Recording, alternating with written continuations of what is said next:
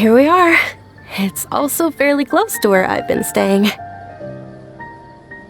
looks really nice.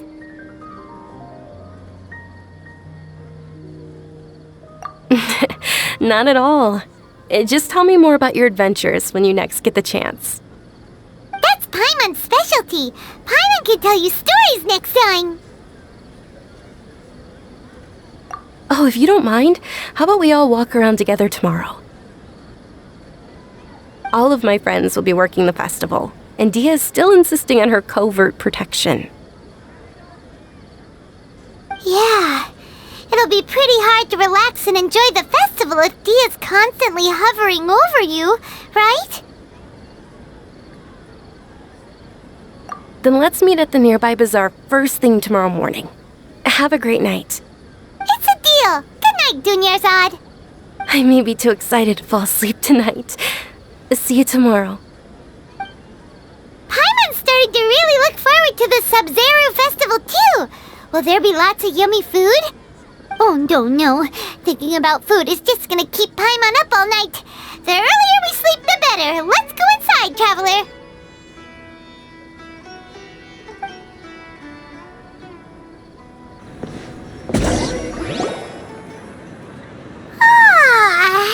Did we oversleep? We should go meet Dunyarzad right away!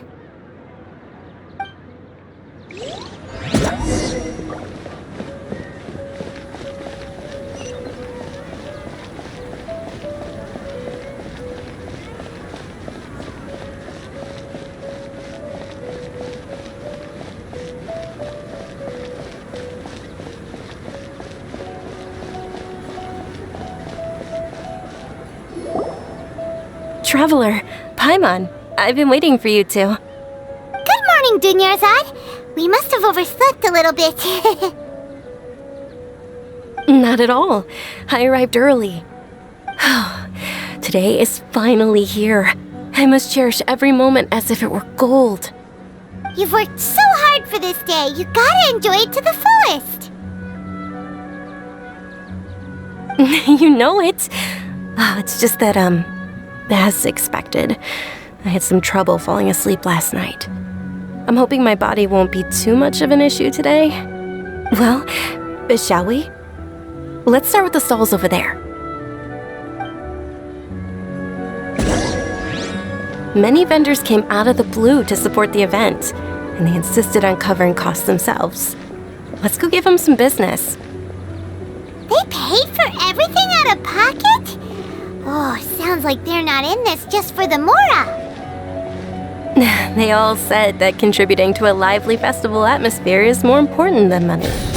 Especially since we don't often get to celebrate Lesser Lord Kusanali's birthday. Ooh, they're selling food over that way! Let's go take a look! This is a stall offering foods from the Haftmewa feast.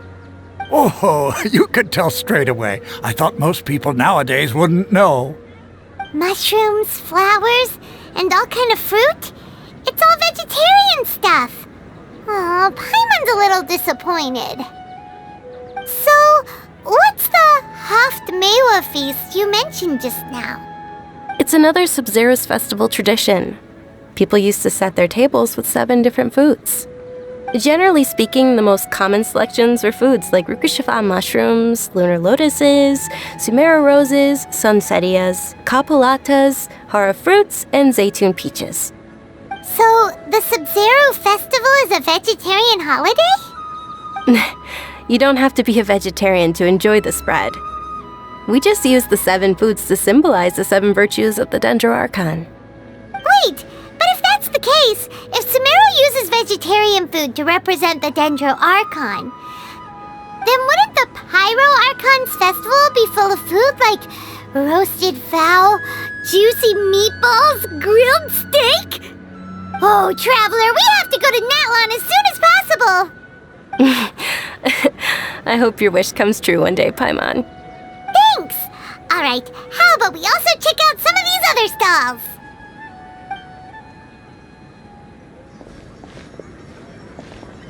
Dear customers, would you like to try your hand at alchemical divination?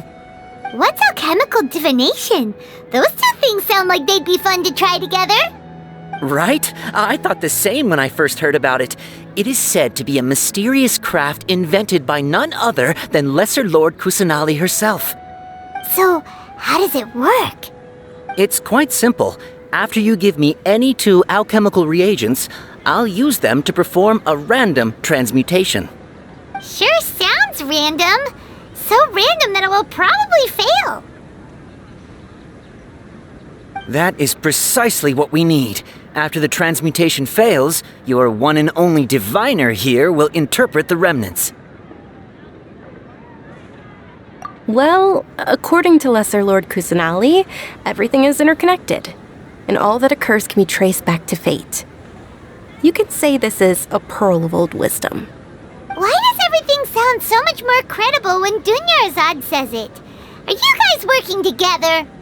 So that's the true wisdom behind it. This young lady sure knows her stuff. So, how about it? Want to give it a try?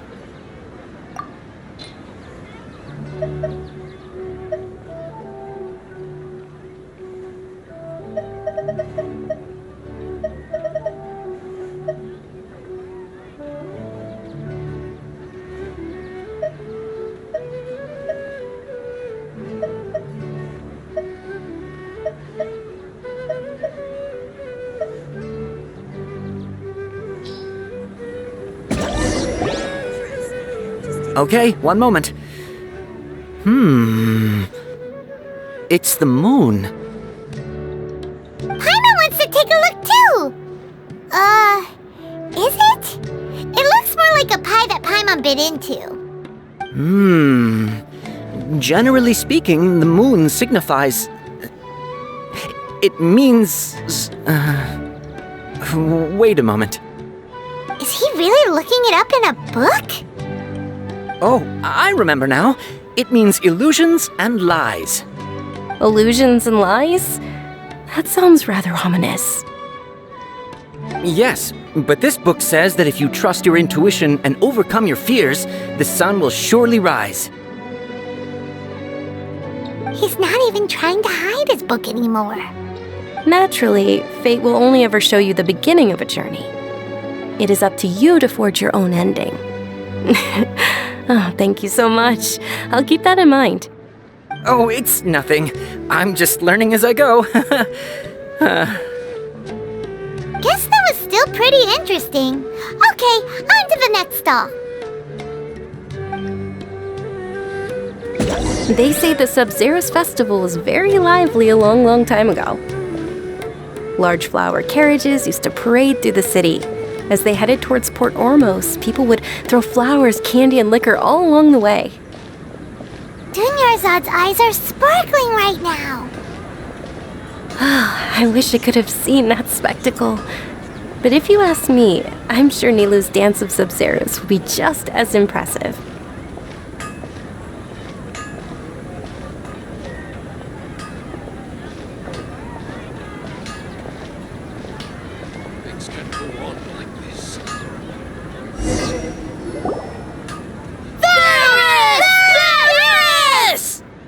Attention! Soldiers, fall into formation if you want any Yalda candies.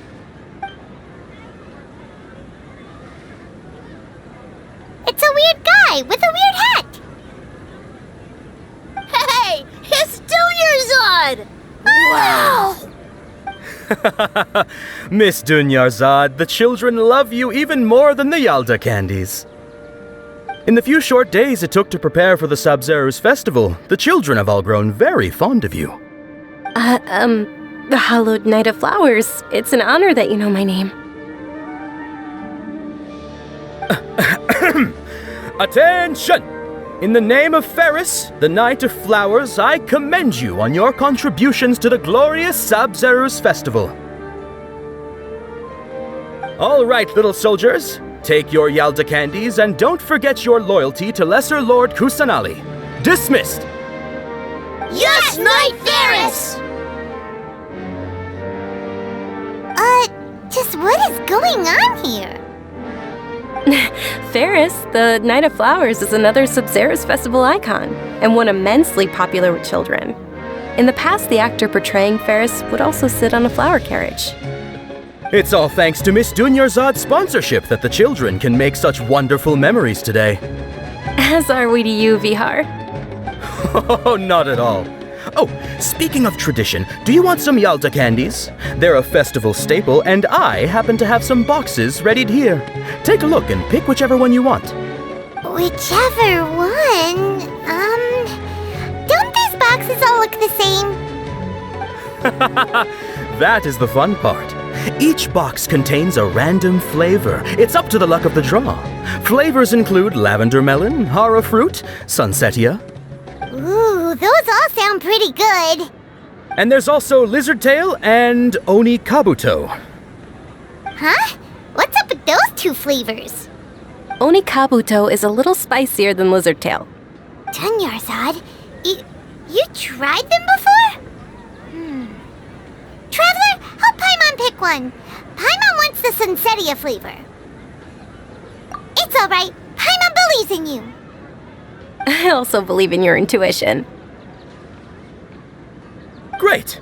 These boxes of candy are numbered 1 to 5 from left to right. Which one do you want?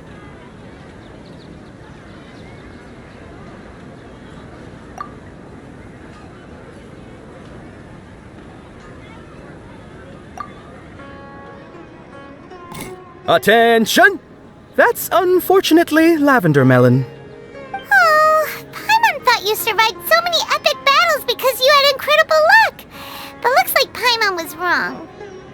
The Sunsetia flavored candy was in box number 4. How about this? The most important thing is that everyone has a good time at the festival. So please, take both boxes. Really? Thanks a lot, Knight of Candies! It's Night of Flowers, not Night of Candies. Paimon really wilted the carriageless Night of Flowers. They all basically sound the same. We got our candy, so let's keep going. Oh, actually, I just remembered that I left something behind. Since you're here, can you come with me to get it? Dunyarzad, you probably forgot because you're so excited about the Sub-Zero's festival. How embarrassing.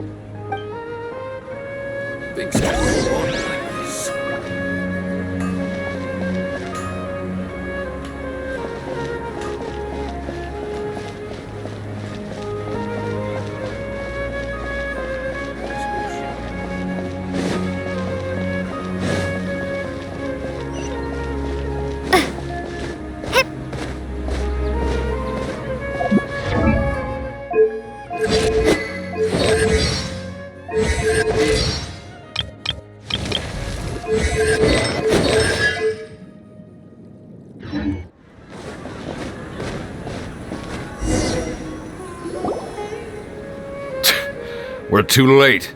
Who knew the little lady was such an early riser? I know, right? Hey, wait a minute. Boss, isn't that her? Oh, that most certainly is. We're in luck.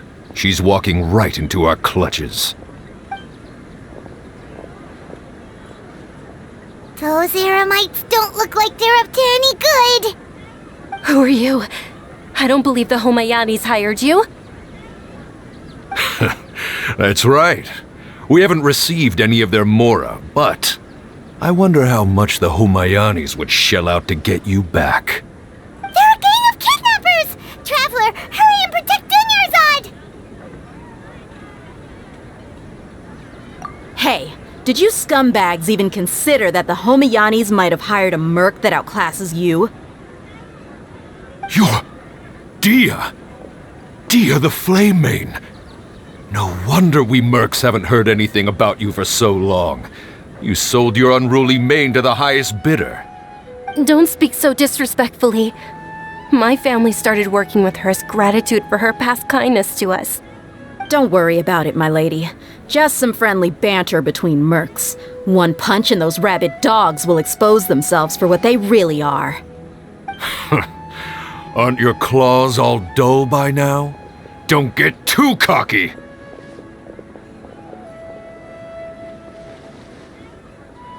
Traveler, take Miss Dunyarzad to a safe location. No, we're gonna stay and help. There's too many of them.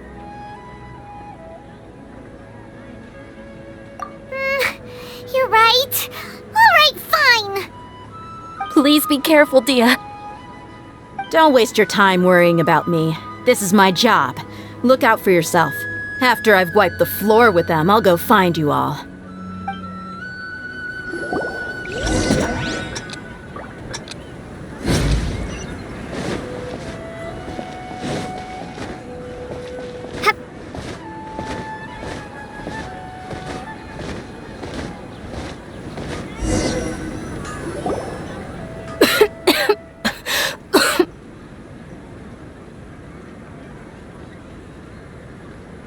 Dunyarzad, are you okay?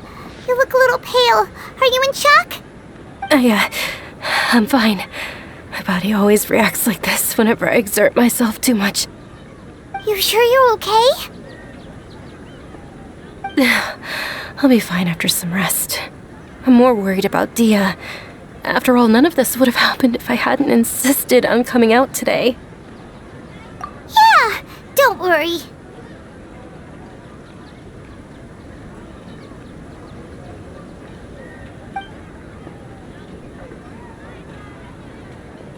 My lady, Traveler, found ya. Dia! You took care of them so fast! Any more of them? Or rather, did anyone follow you? Dia, your arm! Oh, this? I'm fine. It's just a scratch. Normally, they wouldn't have been able to land a hit on me at all, but I'm still getting used to this new greatsword. Please, let me take a closer look. Come on, it's nothing.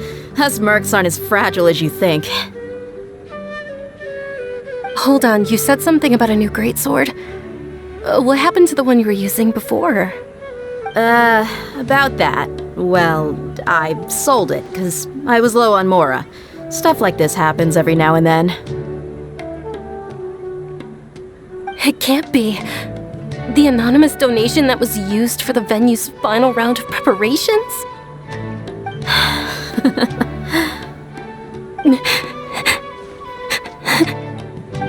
Hey, Miss Dunyarzad, I wasn't trying to make you cry. I'm not gonna lose my commission because I made my employer cry, am I? Okay, making your employer cry won't affect your commission, but selling your weapon without permission and getting hurt? I'll have to reevaluate your performance. You're so unreasonable, my lady. Thank you very much, Dia. Don't be like that. I get embarrassed really easily.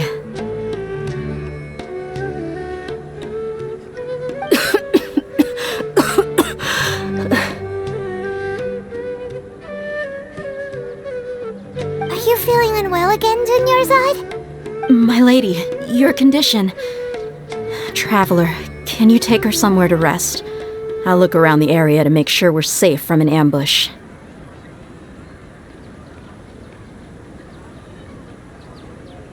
Truly, I'm sorry for the trouble, everyone.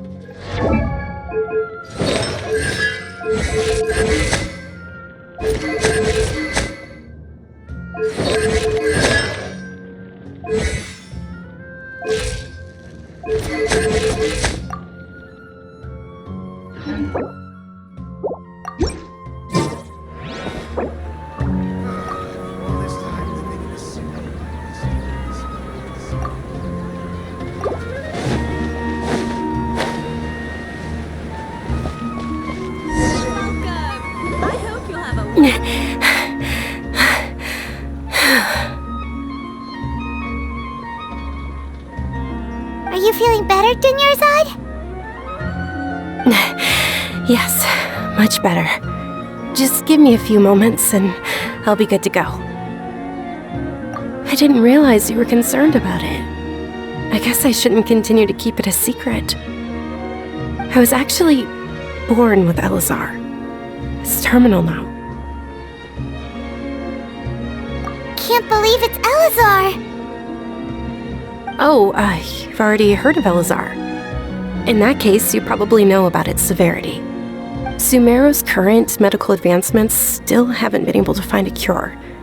The disease's progression can only be delayed through environmental therapy. Dunyarzad.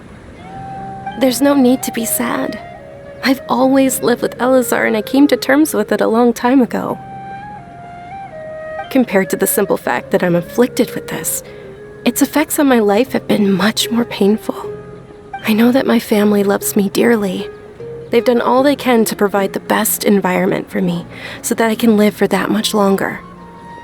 However, I know I will one day succumb to this.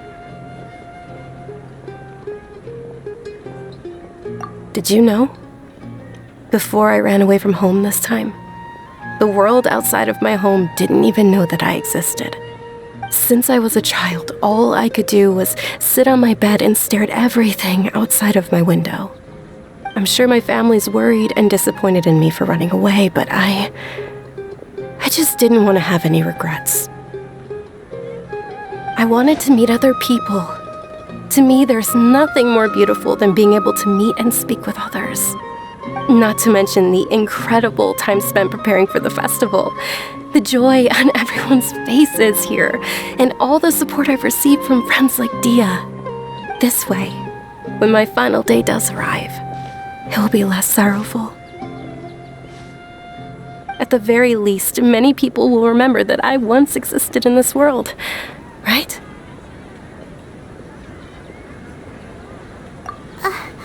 As long as you don't forget Paimon, Paimon also won't forget about you. No, even if you forget Paimon, Paimon will still remember you. Thank you two so much. I apologize for the depressing conversation. This is out of character for me. To be honest, Lesser Lord Kusanali gave me the courage to do all of this. If it weren't for her encouragement, I wouldn't have taken that first step. Thanks. There will always be frustrations in life, but I know that the point of living is not to leave behind any regrets. Oh, right! Isn't it almost time? Huh? Almost time for what? Isn't the Dance of Sub-Zeros about to begin? It's the part of the festival that I've been looking forward to the most. Nilu will recreate that legendary scene with her most splendid dancing. And the Sub-Zeros festival will conclude amid everyone's applause and blessings. And with that, my wish will also... Then what are we waiting for? Let's go to the stage! Yeah, we should still make it in time.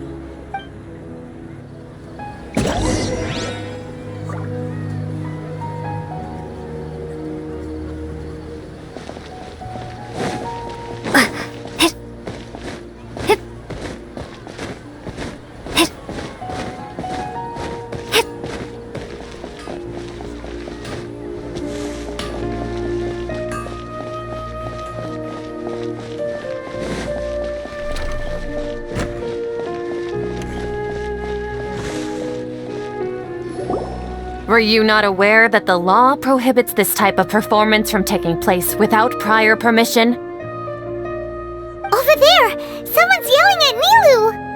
I think I just saw the Academia's Grand Sage. Why is he here in person? But the Dance of Sub-Zeros is one of the key parts of the Sub-Zeros Festival. If we can't perform it... The Sub-Zeros Festival. The law also prohibits the private hosting of large-scale religious festivals.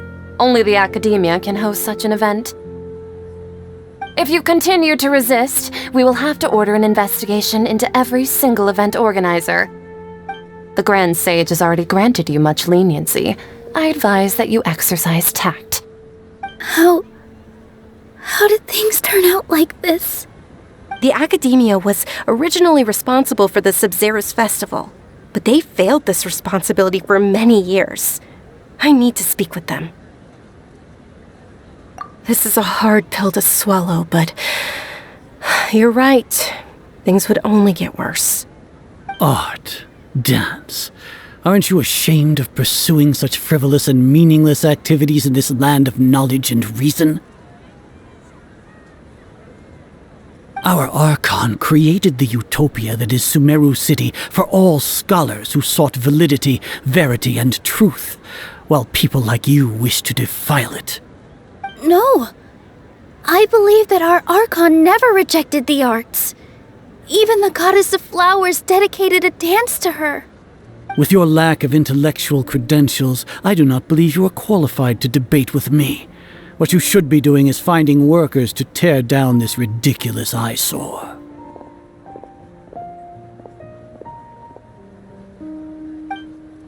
When we return, have the scribe draft an ordinance before the next Nyagarbha day that prohibits public art performances. We will announce it to the public later via the Akasha. Understood. I will inform him when I return.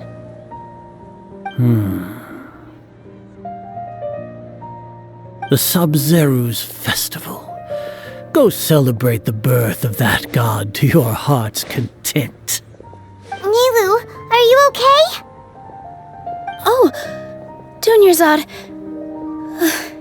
You all saw that just now? The Grand Sage ordered us to stop the performance. Yeah. Let's go somewhere the Academia can't find us and perform there. But how do we let everyone know? And what about the atmosphere on the stage? Or we could get people to block them off so they can't interrupt the performance. No. They just threatened to investigate the organizers. If we were caught... Nilu, it's all right. Don't worry about it. But you've been looking forward to the Dance of Sub-Zero so much, and I know how important this festival is to you. I don't want you to have any regrets. It's okay. Seeing you care this much about my feelings is more than enough. It would be too risky to continue the Sub-Zero's festival at this point. I don't want to get everyone in trouble. If you say so. But you can sneak out for the next Sub-Zero's festival, right? We'll make sure the next one is a smashing success. The next one. Yes. Okay. It's a promise. It will be a smashing success. I can't believe this is how things turned out. Those heartless geezers. It really is okay. There's nothing we can do about it. Still, I'd be lying if I said I had no regrets. I would have loved to see Nilu's dance.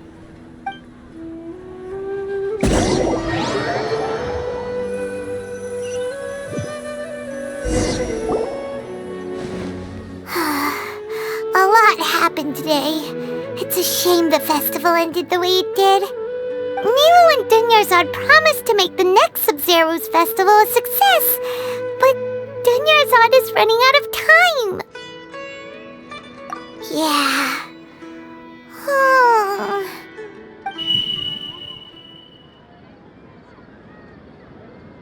All connections have been secured to construct the most stable framework possible. The project has entered its most critical phase. Power has begun to flow from...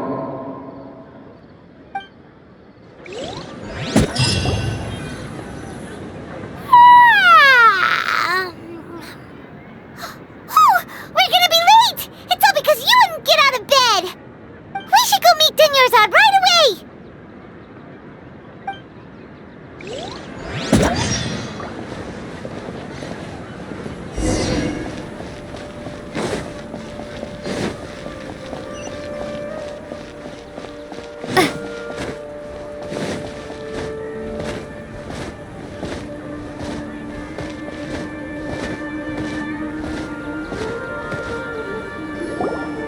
Good morning, Dunyarzad.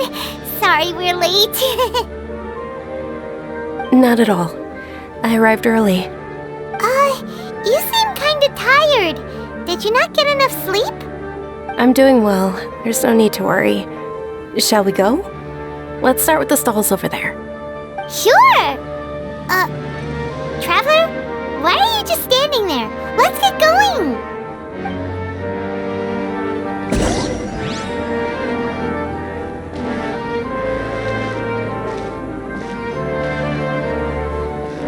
Ooh, they're selling food over that way! Let's go take a look!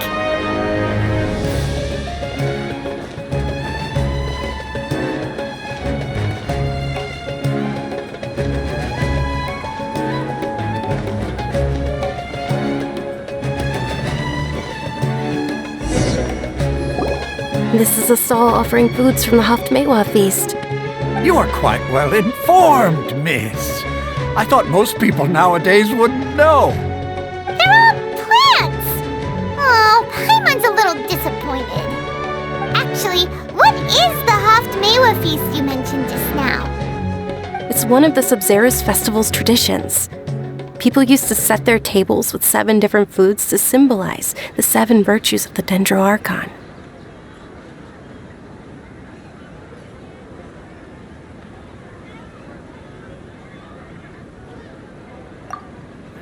Appear to be in the form of the moon. Really? Paimon thought it looked like some kind of food. The moon signifies... It's escaping me for now. Wait a moment. Is he really looking it up in a book? Oh, right. It means illusions and lies. But if you trust your intuition and overcome your fears, the sun will surely rise. Understood. I'll keep that in mind. Oh, it's nothing. I'm just learning as I go. Guess that was still pretty interesting. Okay, on to the next stall. So, where to next?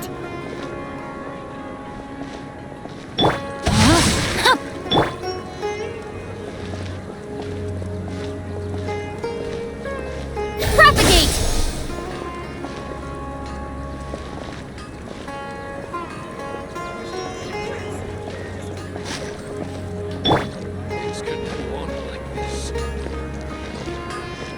Rain outlines your fate. Varys! All right, soldiers. Now that you have your Yalda candies, don't forget your loyalty to Lesser Lord Kusanali. Dismissed! Yes, Knight Varys! What's going on? Is this a play? Ferris, the Knight of Flowers, is another Sub-Zerus festival icon and one immensely popular with children. It's all thanks to Miss Dunyarzad's sponsorship that the children can meet the Knight of Flowers. Oh, do you want some Yalda candies? I happen to have some boxes readied here. Take a look and pick whichever one you want. What's to pick? Don't these boxes all look the same? It's not that simple. Each box contains a random flavor. It's up to the luck of the draw. Flavors include lavender melon, hara fruit, sunsetia. Ooh, how interesting! And there's also lizard tail and oni kabuto. Ugh, why do those flavors even exist? Traveler, help Paimon pick one. Paimon wants to eat the sunsetia flavor. Great! These boxes of candy are numbered 1 to 5 from left to right. Which one do you want?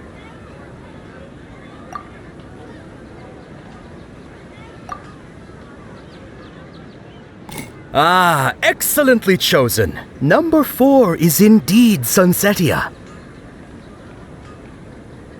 Ha-ha! Paimon bet you had incredible luck, and Paimon was right!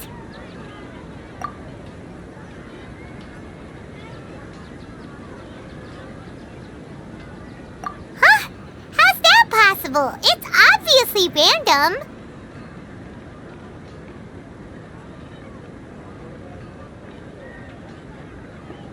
Maybe we didn't sleep very well last night. Or maybe we slept too much.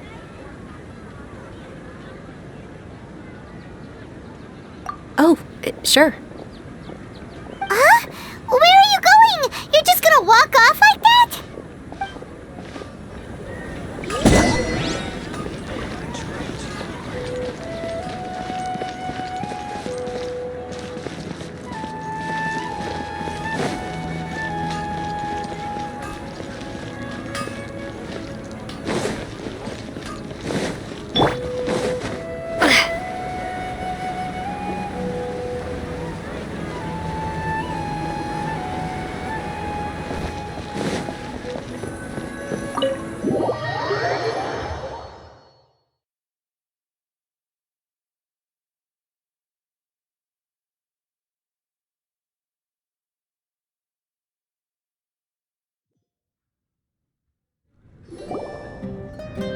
A feeling of deja vu?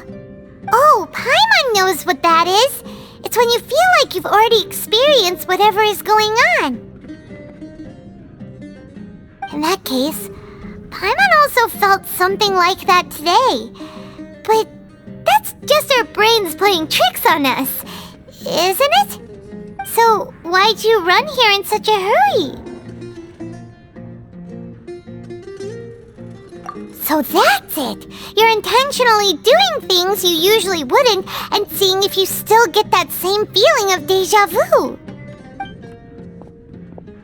Welcome, you two! Are you here for lunch? What would you like to eat? Got it! You don't look like you're from these parts, but I gotta say, you've got good taste. I'll give this order to the kitchen.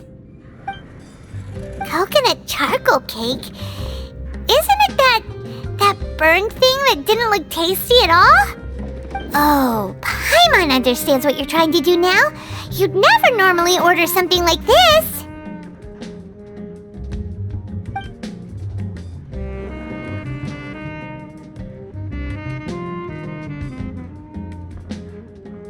That thing? Are you really gonna eat it? Isn't this going a bit too far?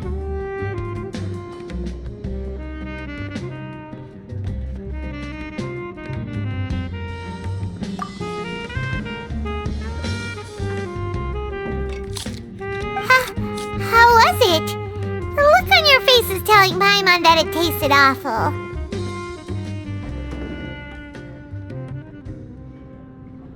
Then, you mean... That's impossible! We were just talking about how gross it looked! So, would this be a case of taste bud deja vu? Paimon also gets the impression that we've been here many times, even though we aren't regulars. How about we go out again and try something else?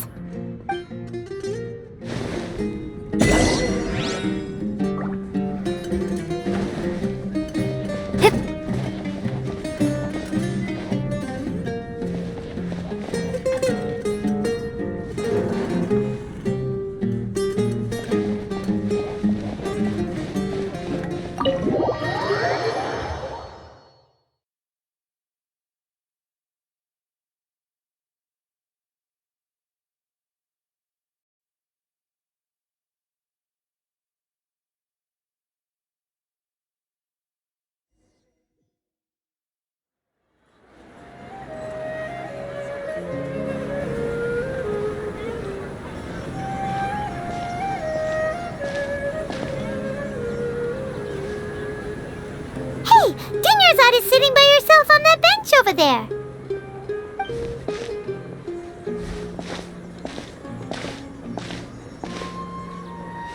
What a coincidence, Dunyarzad.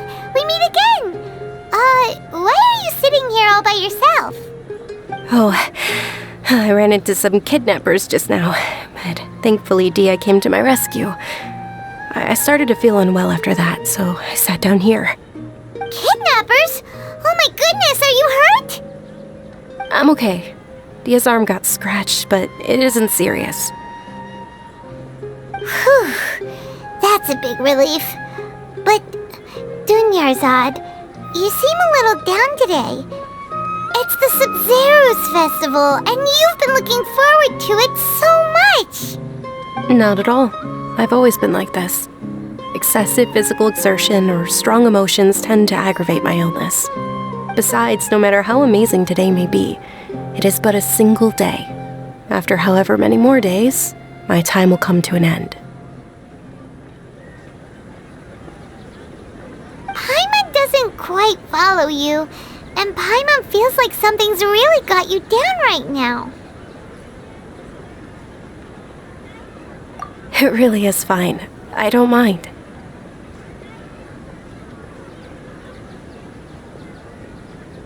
Huh? Did something happen? Dunyarzad, have you ever felt deja vu? You know, like when you've already experienced something that's happening right now? Deja vu? No. But my days have been the same for years now. Even if I were feeling deja vu, I suppose I would already be used to it. Oh, Paimon sees. Then, is it only the two of us? It's almost time. Huh? Time for what?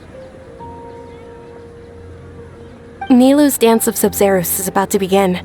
Let's go.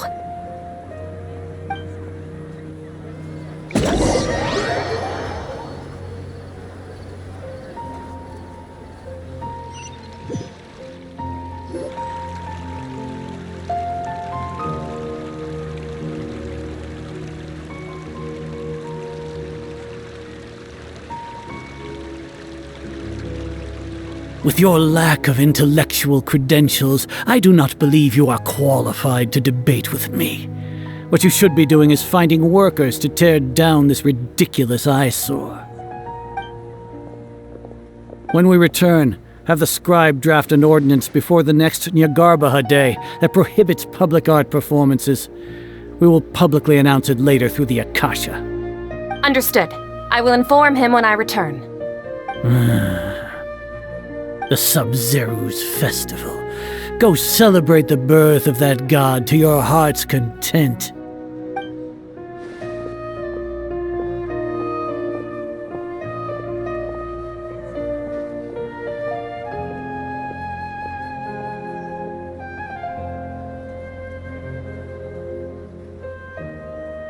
Nilou, are you okay? Oh, Dunyarzad. The Grand Sage ordered us to stop the performance. It's okay. There's nothing we can do about it. But you've been really looking forward to this. I don't want you to have any regrets.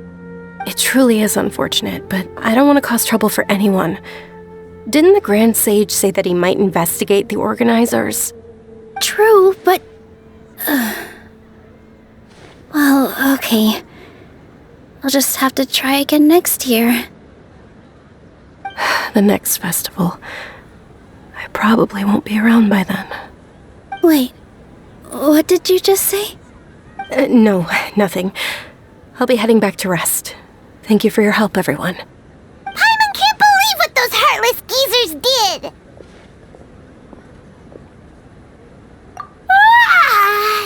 Did Dunyarzad already go back? We should also return and get some sleep.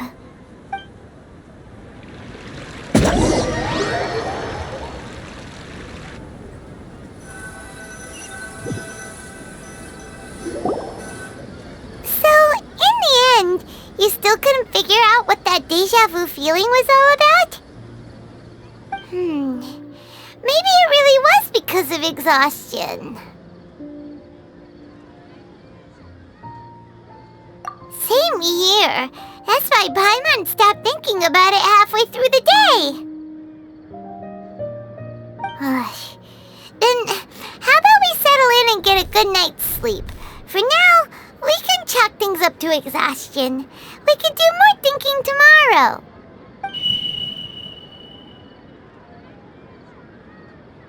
Observing a modest drop in the output of jnana energy, but values still remain within normal parameters. Continue to monitor for variances in the data. and find the cause as soon as possible.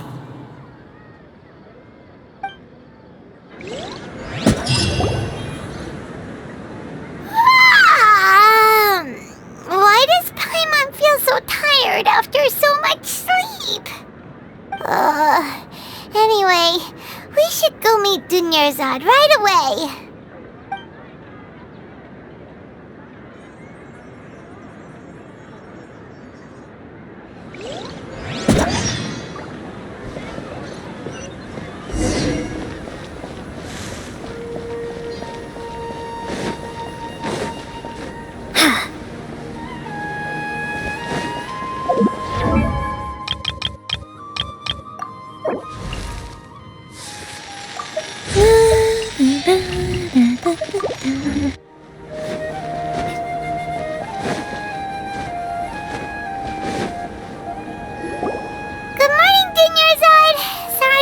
You waiting? Not at all. I arrived early. Huh? Paimon thinks you sound kinda tired. Did you not get enough sleep? I'm doing well. There's no need to worry. Shall we go? Let's start with the stalls over there.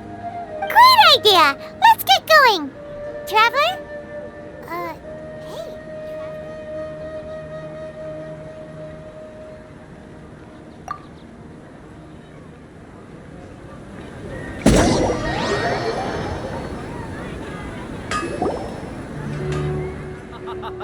It's all thanks to Miss Dunyarzad's sponsorship that the children can enjoy the Sub-Zero's festival.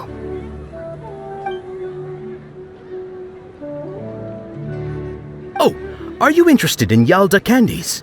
I have some boxes of candy here. Pick whichever one you want. Not much of a choice. All these boxes look the same. It's not that simple. Each box contains a random flavor. It's up to the luck of the draw. Flavors include lavender melon, hara fruit, sunsetia. They all sound pretty tasty. And there's also lizard tail and oni kabuto. Huh? What were those last two? She'll help me choose. Paimon wants to eat the sunsetia flavor. No problem. These boxes of candy are numbered 1 to 5 from left to right. Which one do you want? Oh, I like your confidence. No hesitation at all. Oh, congratulations! Number 4 is indeed sunsetia.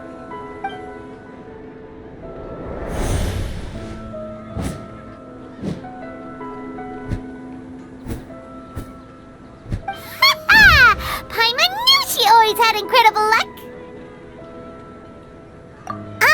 Paimon's not really interested in the other flavors. Wait. How did you know? Don't tell me that you already knew which flavor was in each box. What? She was right about all of them? That couldn't have been luck. How is this possible? I packed all those boxes this morning and they've been sealed ever since. You couldn't have known beforehand. Mind reading? X-ray vision? Or some kind of magic trick? This is way too freaky. Tell us what's going on. Since when did you get superpowers? Traveler?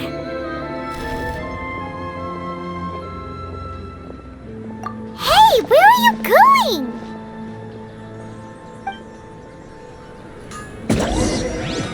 What's going on? Did you see something? Us leaving Dunyarzad without letting her know is kinda rude, you know.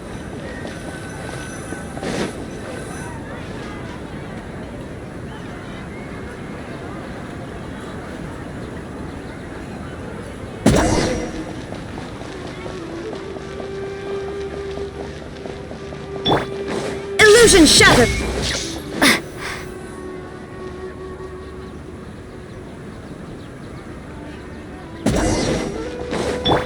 Inazuma shines eternal!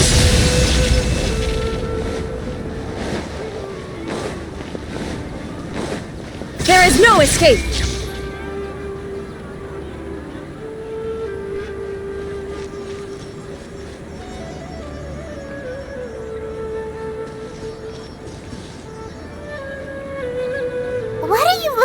sure. Why did we come here?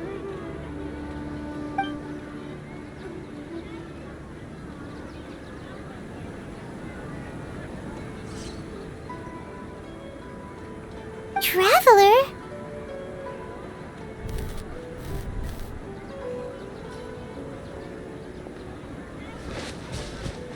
That's...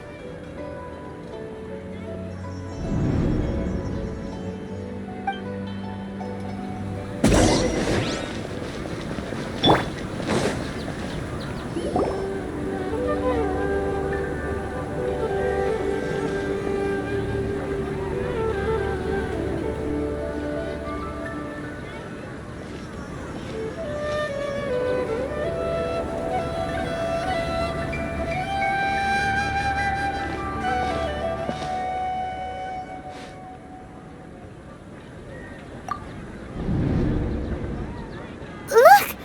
That's... Isn't that Dunyarzad? What's happening here? Why are there 2 Dunyarzads? You already know that this isn't your first Sub-Zero's festival, don't you?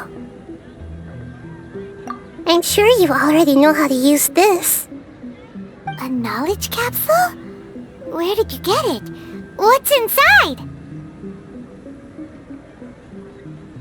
You should use it too, Paimon. You know Paimon? Well, this seems kinda sketchy, but Paimon feels like this is what we should do.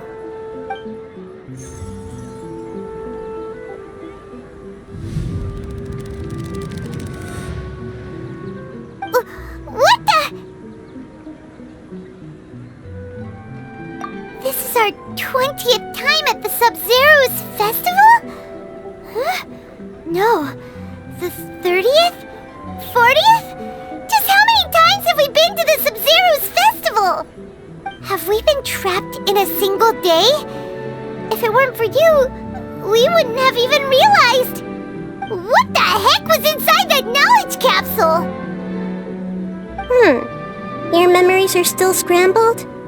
Try your best to remember.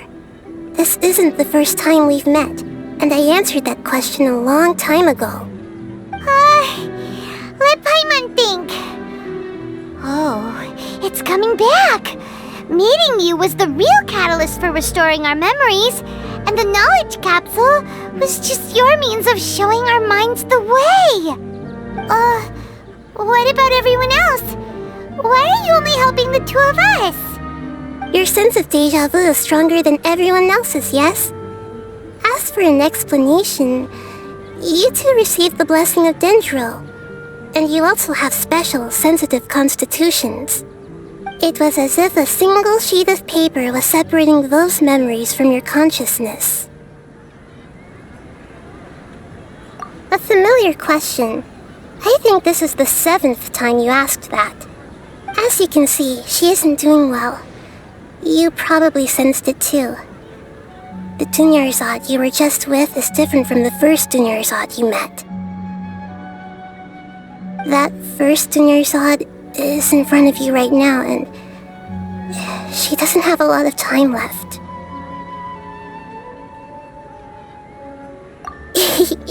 Looks like you're almost done sorting out your brain. Oh yeah, I'm Nahida. Good, you passed the test. What's happening? You can awaken our memories, and you seem like you know what's going on. Oh, wait, please don't tell Paimon even you don't know. Everything in this world runs in a loop. This cycle is called the samsara. You, me, and everyone else are all stuck inside the one-day samsara. As for the truth, that's on you to find out. If you were told the truth instead of discovering it yourselves, it would literally blow your minds. I don't know how you'd be after that. I can only give you surface-level help, like bits of information and subtle hints. For the rest of the time, I'll be doing all I can to slow down Dunyarzad's illness. She looks like she isn't doing well at all. Her illness gets worse after each Sub-Zero's festival. If we can break out of the samsara, I might be able to save her. But as things are right now, she's just a small bird in the sky that's about to lose its last feathers. All I can do is raise a gale to delay her fall. You sure love to use weird analogies. Analogies are wonderful tools. They let you use existing knowledge to understand unfamiliar things. Okay, so, with what you know so far, what do you think the truth is?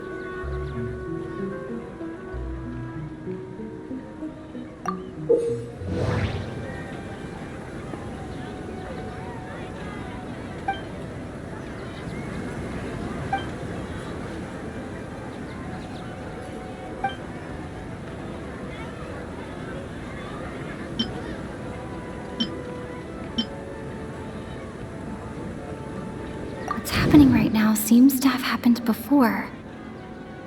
This feeling has been getting stronger and stronger.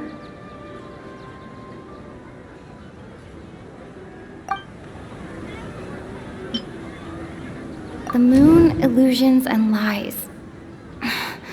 What do they all mean?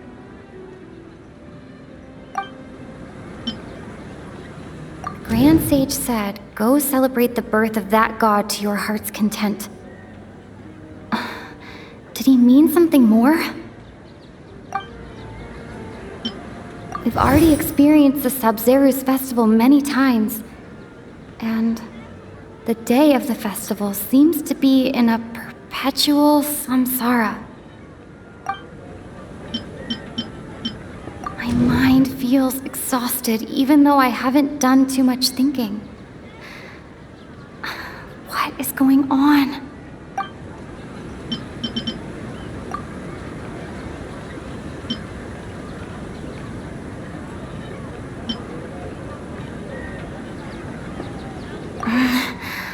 I can't seem to cohesively piece everything together.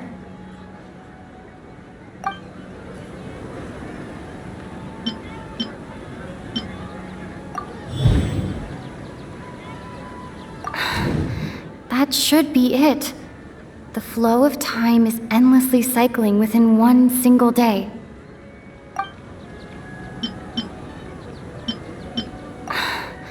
That should be it. That doesn't sound right. I need to carefully think things through.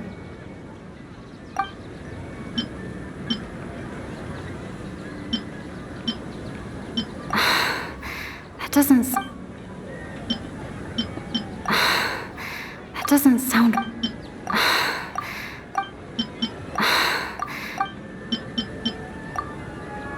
A time loop. You've given similarly wrong answers in the past. A pity. Still the wrong answer? Paimon thought that made a lot of sense. It feels like time's just repeating itself. A simple time loop can't explain some of the phenomena. You two are still missing a lot of information. Unfortunately, I can't give you any more hints.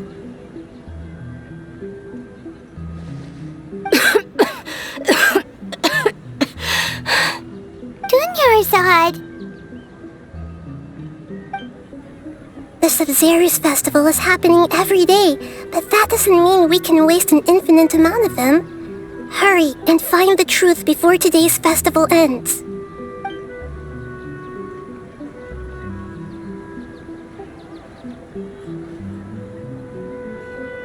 Let's think about our current situation. To save Dunyarzad, we have to escape the samsara of the Sub-Zero's festival.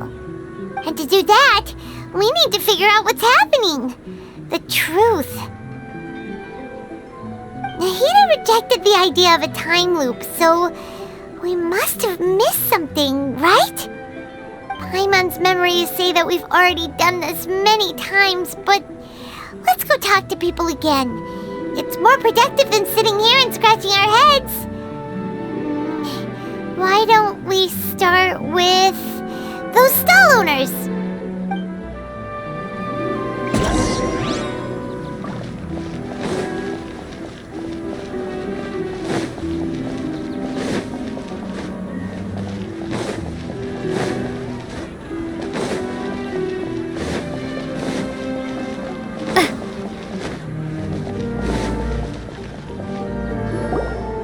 there?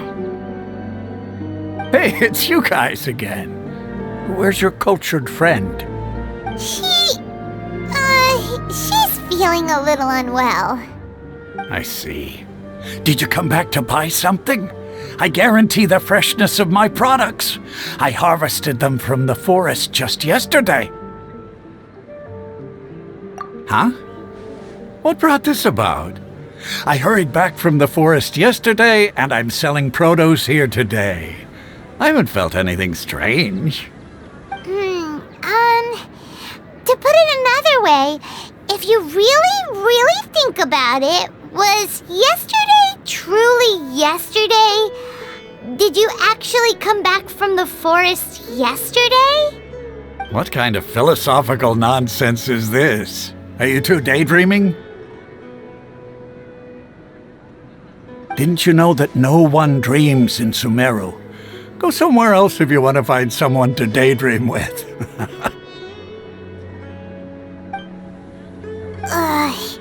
He actually has a point. Is this a dream? Is everyone dreaming?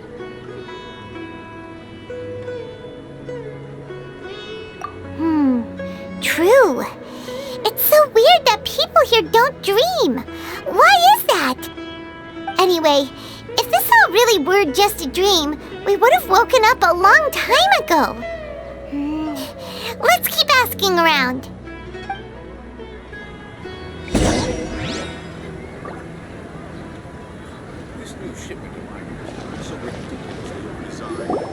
Oh, it's you two.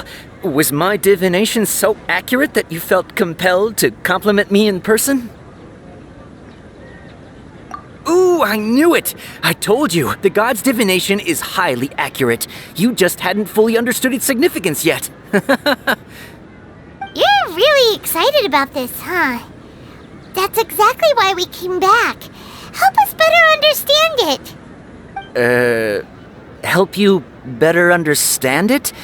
Well, that isn't exactly what I excel at. So, you're admitting that you don't have a clue? Anyway, what kind of situation did you get into? Huh? Hold on a second. I thought you guys just lost your wallet or fell for a scam. What you just said, are you serious? Does that kind of thing actually happen in real life? I knew you weren't going to believe it. Marvelous. Truly marvelous. I believe you. Recall the interpretation of your divination, the moon, illusions, and lies. It really felt like an omen. When you say it like that, the divination does sound like it's related to what's going on. Can you read any more into it? I believe that the Archon's revelations are never more than vague hints. Anything more specific is beyond the reach of mere mortals. The book only says, if you trust your instincts and overcome your fears, the sun will surely rise. So that's how it is. Looks like fortune-telling is just fortune-telling. It's no good for practical problems. We haven't made any progress. Who else can we talk to? Paimon remembers that we tried talking to her a couple of times, but she always thinks we're playing pranks on her. You think she'll brush us off again? Yeah, if we tap into Dia's strong sense of responsibility as a mercenary, then she'll definitely take us seriously. At this time of day, Dia's probably just finished beating up those kidnappers. Let's go find her.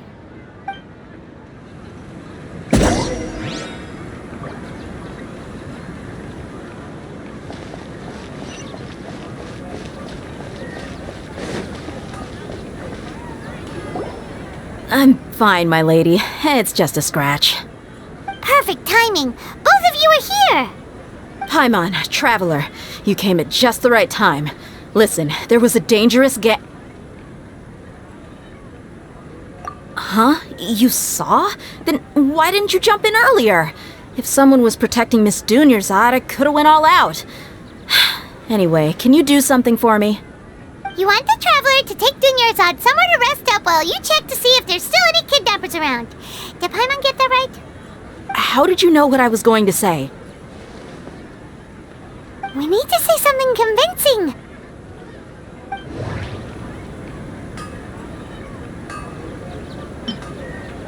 Dia sold her greatsword to raise additional funds. And then she was injured because she wasn't used to her new weapon. Tell her, Traveler!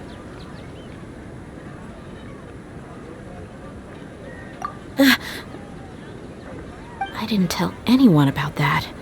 Including Miss Dunyarzad. You couldn't have known. And just now, you literally took the words right out of my mouth. What's going on? All right, so this is the situation.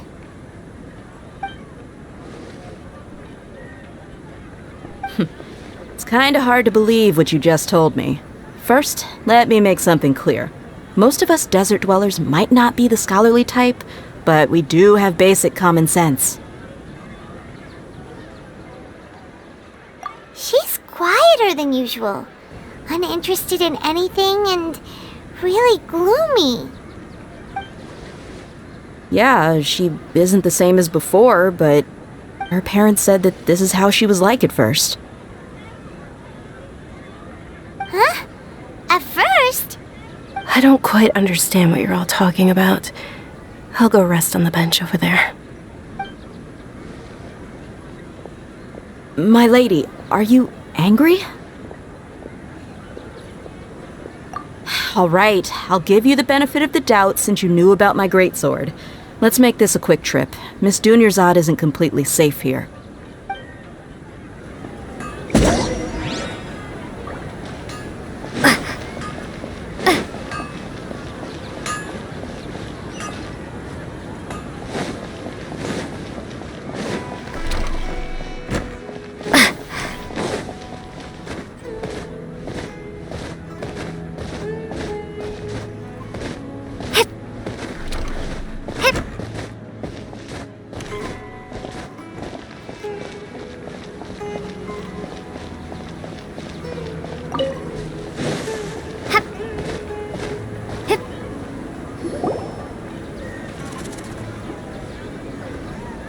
Nahida! We brought a friend! Are you busy? I thought I told you that it won't help to bring anyone here. We just wanted her to see the real Dunyarzad's condition. The real Dunyarzad? Where and who are you talking to? Huh? I told you that you two are special. Other people can't see me or Miss Dunyarzad here.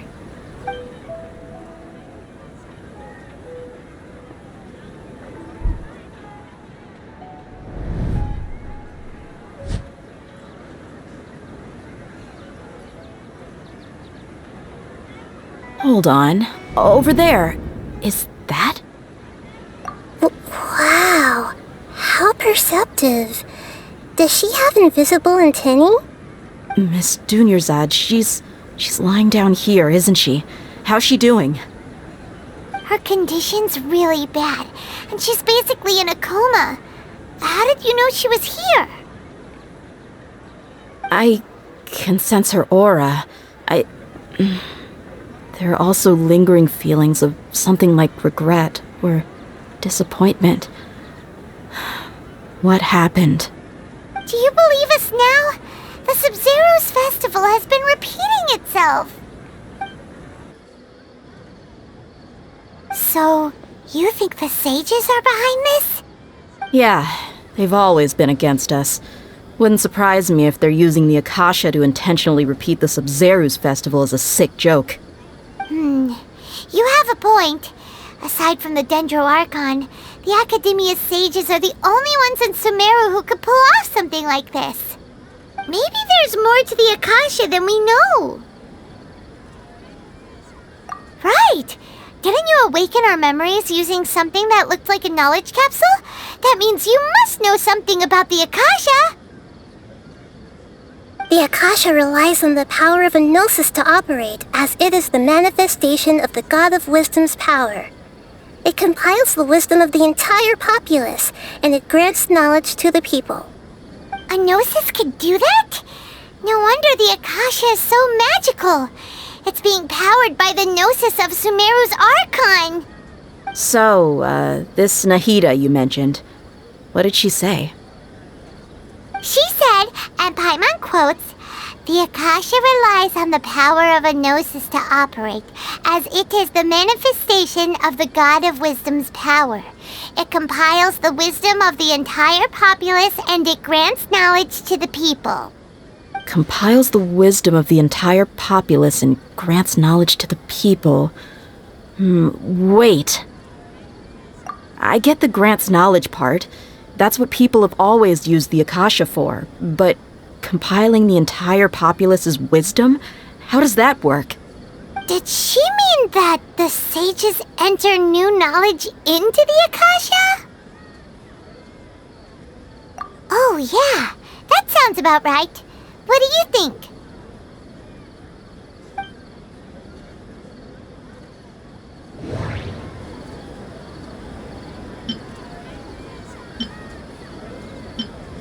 Okay, Nahida said, "The Akasha relies on the power of a gnosis to operate, as it is the manifestation of the God of Wisdom's power.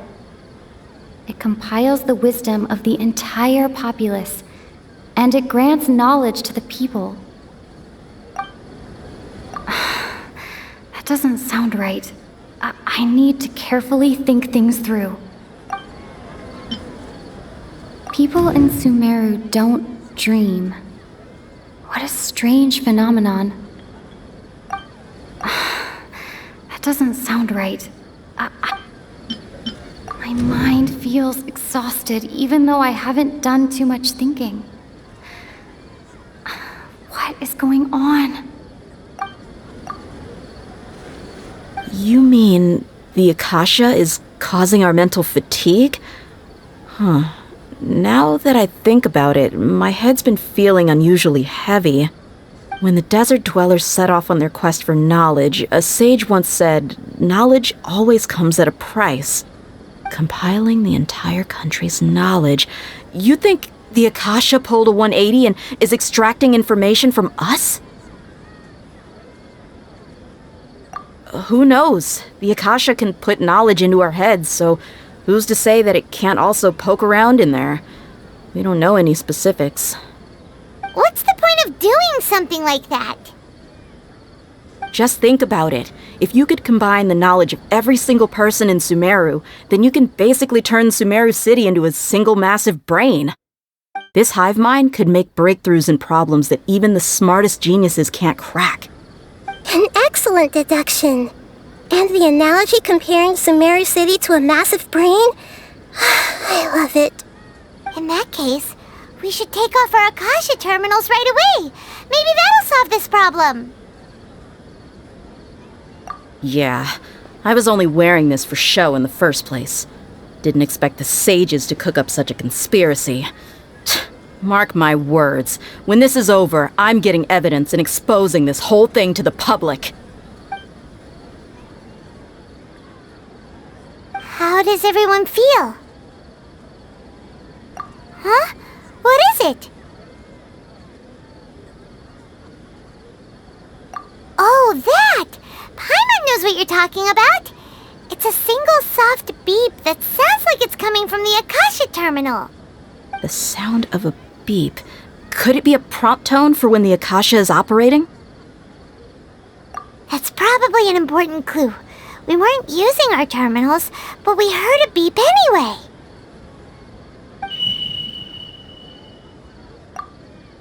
Traveler, did you hear that? I heard it too. Our ears aren't messing with us. There was definitely a beep, but it sounded like it was coming from inside my head. We took off our Akasha terminals.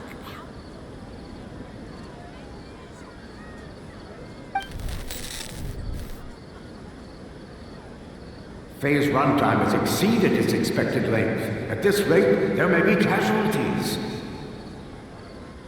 But We cannot lose all of our progress.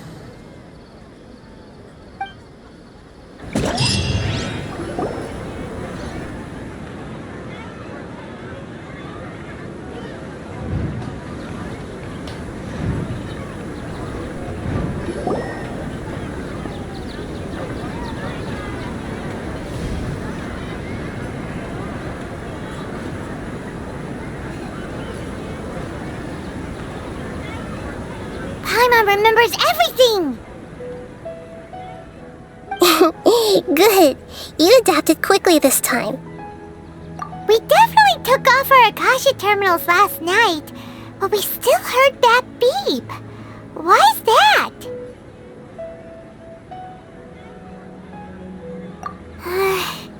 But now we can at least confirm one thing. The Akasha definitely has something to do with whatever's trapping us in this cycle. Oh, Paimon doesn't get it. Why would the Akasha go this far if all it wants is everybody's wisdom? It's extremely difficult for lab rats in an experiment to understand why they're being treated the way they are. If we're lab rats, then what are you? Nahida, you've never told us anything about yourself. I guess I'm the moon. The moon? Wasn't that the result of our divination? Anyway, knowing who I am won't help you get closer to the truth, so you should focus on other things. Don't get distracted and miss any clues. Okay then. Dia helped us a lot yesterday, so let's go find her. If Paimon's reading the time correctly, those kidnappers should be showing up soon.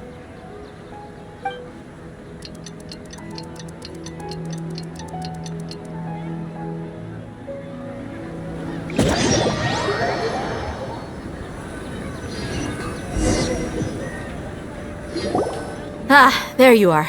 I've already taken care of those kidnappers. My lady, did you get hurt? Dia? What's wrong? Why are you both gawking at me like that? You didn't get hurt this time. Huh?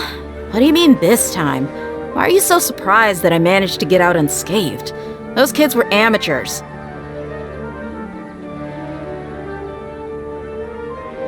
Shh! How did you know about my greatsword? I haven't told anyone about it. Please, don't tell Miss Dunyarzad. So Dia's lost her memories after all. Anything strange? You already know that I got a new greatsword. If I had to say something, it's weird how such a new weapon could feel so familiar. It's as if I've already used it to fight a countless number of battles. You're saying that although you don't remember using it, your body feels like it does? That's right. Both mercenaries and warriors heavily rely on muscle memory. Only knowing the theory of battle won't get you anywhere. Traveler, what do you think?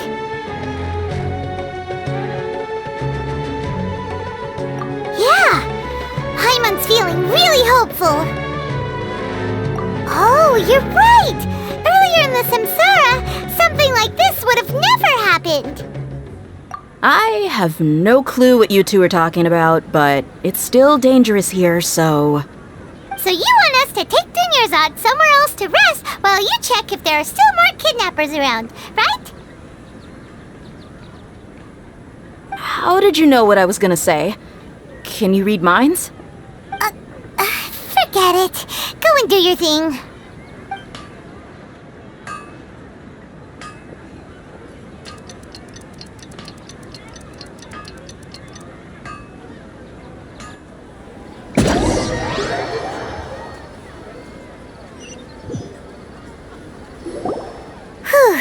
It's finally nighttime. Aside from Dia not getting injured, everything seems to have stayed the same. Listen, Nahida, we found out that Dia got out just fine today, even though she got injured every other time she fought the kidnappers. Do you think the Samsara has been broken? Have we saved Dunyarzad? Really? Good job on all that progress.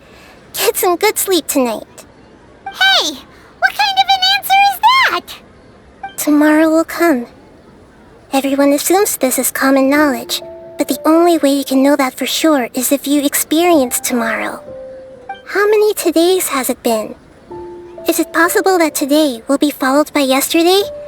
Does tomorrow truly exist as anything beyond a made-up concept?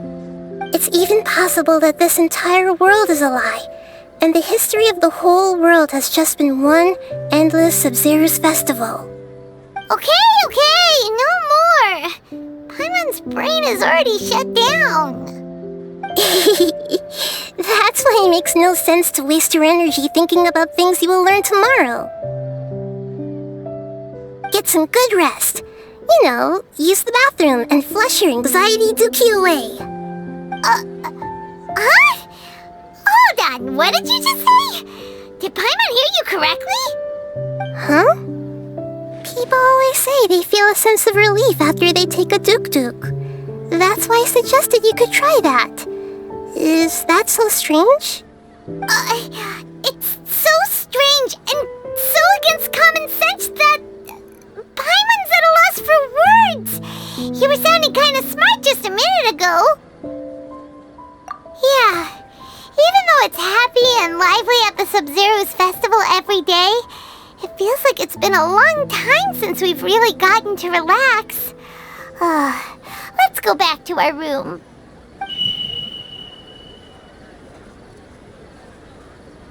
Continue the harvest.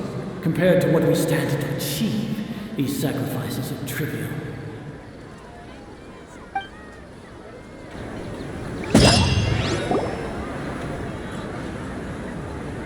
We're still in the same day! Nahida, you already knew last night that we didn't break out of the samsara? Why did you tell us? Would there have been a point? You would have spent the night with new worries, with tomorrow still out of reach.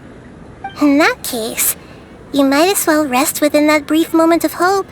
An opportunity like that doesn't come by often, and I thought it might help you clear your minds. Paimon thought the Duke did that! Whatever. Guess you were looking out for us after all. Of course. In the time we've been together, you two have been everything to me. Paimon's flattered and everything, but maybe you're taking things a little fast. What I mean is, even though I had asked you to solve this puzzle, you two are still the only ones who can see me and sense my presence. In other words, if you weren't here, I may as well not exist. That's why you two have been everything to me. Get it? Nahida's talking about confusing stuff again. Anyway, that's enough chit-chat. So, Traveler, did the new clues yesterday help you gain a new understanding of the situation? Huh? Why are you scrapping your previous theory? Oh yeah, you're right! Gosh, how did we not notice that? In a simple time loop, people's physical condition should also reset. So, what's your new hypothesis?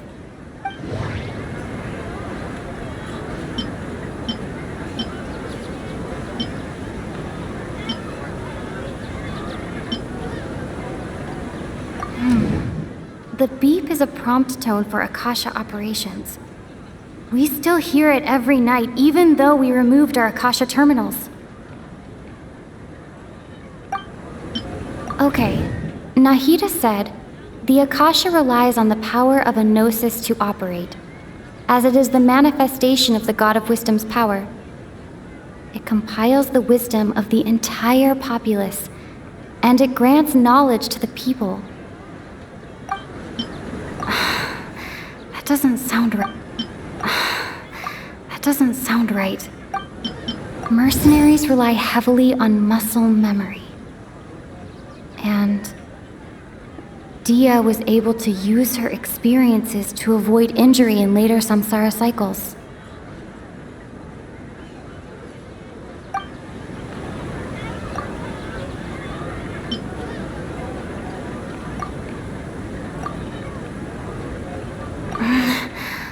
I can't seem to cohesively piece everything together.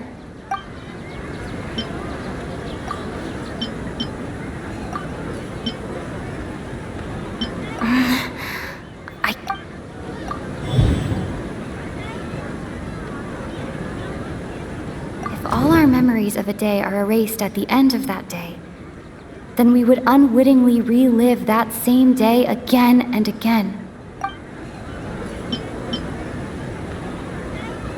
That doesn't... Okay.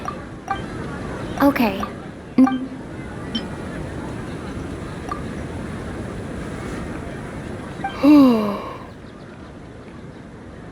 Oh! Then the beep we hear every night could just be indicating the deletion of our memories! That's why when we wake up, everyone thinks the Sub-Zero's festival hasn't happened yet! It's already the next day, but everyone still thinks it's the day before!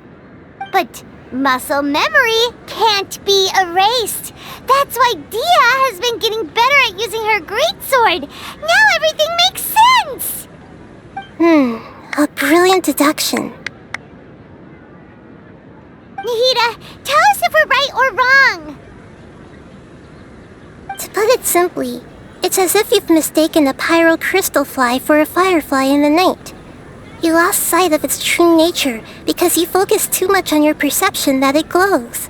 That isn't simple at all! Why don't you go talk to Miss Dia again? You might learn something new. Right! She did help us find our latest clue after all. Let's go!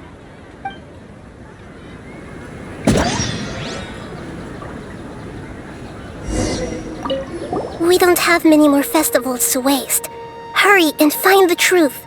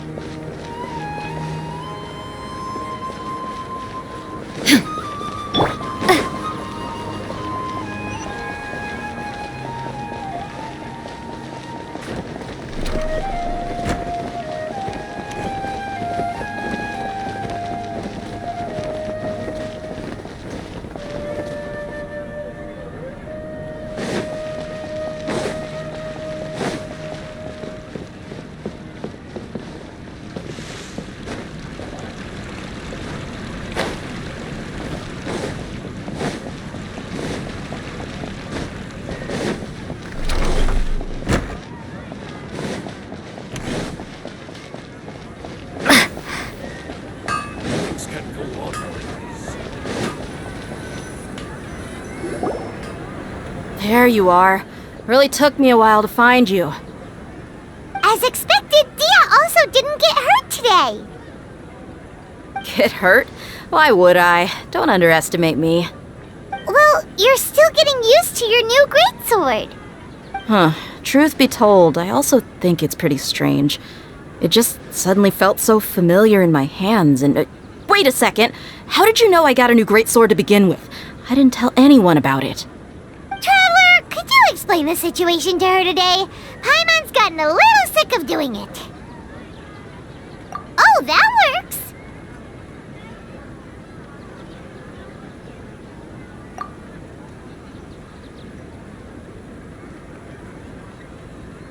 What happened to you guys while I was gone? Did you get brainwashed by some cult? Don't think too hard about it. Just take what we're saying at face value. Alright then, let me get this straight. You're telling me that my body's already gotten used to this greatsword, but my brain just doesn't remember it?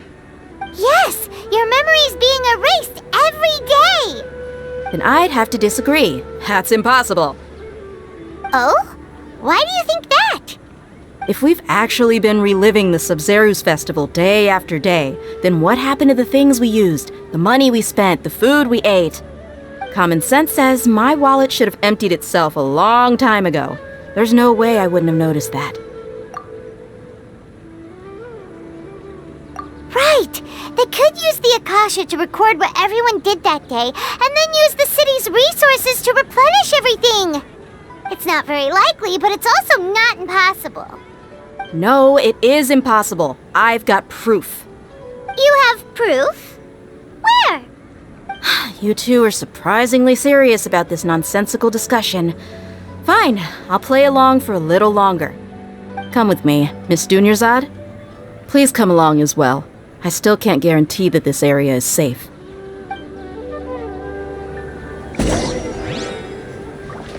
Paimon can't believe it's Dia who wants to show us something this time. 2 days ago, we were the ones taking her to see Dunyarzad.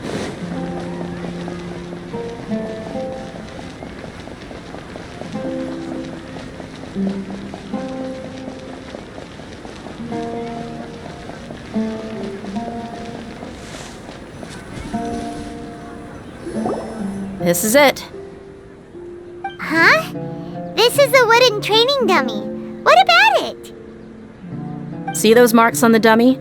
Those are the result of several days' worth of practice. Let's say the sages didn't replace it every day. Shouldn't it be hacked to pieces by now? That's true, but what if they did? Then the sages would have had to reproduce every mark I left during previous training sessions. I'm a professional fighter. My martial school has always emphasized the importance of refined control. The force, angle, and entry point of each strike is calculated and deliberate. That's why I remember every mark on the dummy, as well as my state of mind as I made each strike. It's just as they say, each swordsman has their own unique style, and even the same swordsman can't make the same cut twice. It would be impossible to copy these marks. Is it really impossible? What if they used some fancy machine to carve every single mark? People often say that a camera's photo can never replace an artist's painting because the former has no spirit to it. The same thing applies here. At a mere glance, I can differentiate carved marks from the results of combat training. Whew, I hope that cleared things up for you. Hey, is this that new brain exercise game that's been super popular with the scholars lately? It's surprisingly fun. Anyway, it's getting late. I should escort Miss Dunyarzad to Nilu's stage. See you later. Well, back to square one. Is our memory deletion theory also wrong? But at least we've reached some other conclusions in the meantime. Yep, that's true. So, can we think of any new ideas right now? Strange? Paimon feels like everything's been strange lately. Huh? Leaving the city? You're right! It's really strange how we never thought of such a simple solution! Many things should become clear if we can confirm the flow of time outside of the city. Paimon can't believe it! Did we miss this because we're tunnel visioning too hard on our other theories? Or because we're just too tired? How about we go back and ask Nahida? Maybe we've forgotten something about leaving the city.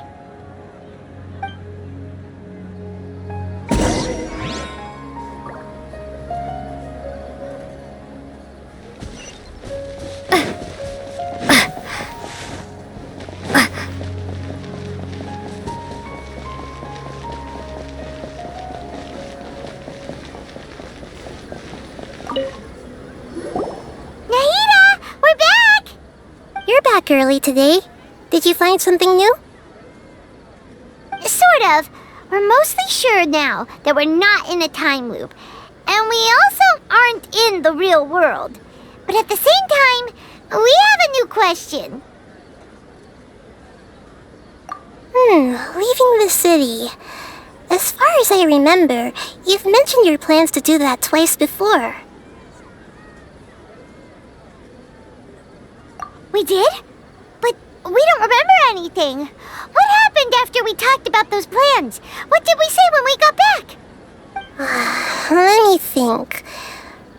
I don't think you ever actually told me what the outcome was. Oh, it's probably more accurate to say that both times you never came back the whole night. But you two sometimes stay out the entire night anyway, so at the time, I didn't think too much about it.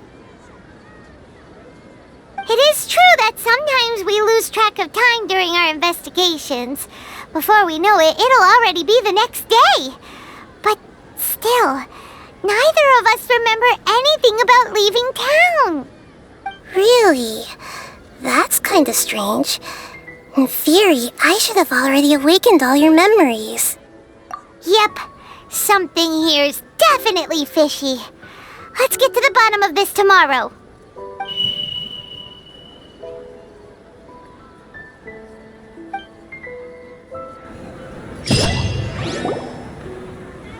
Our memories are back! About that. Well, where should Paimon begin? Traveler, aside from your memories that were just restored, I have another message for you. Listen to it and you'll understand. Can't go back. There are countless spaces here. Our Sub-Zero's festival in Sumeru City is just one of them. Traveler, you should be missing 2 days' worth of memories. Paimon will fill you in. It's time to carry out our plan from yesterday. Okay, let's go!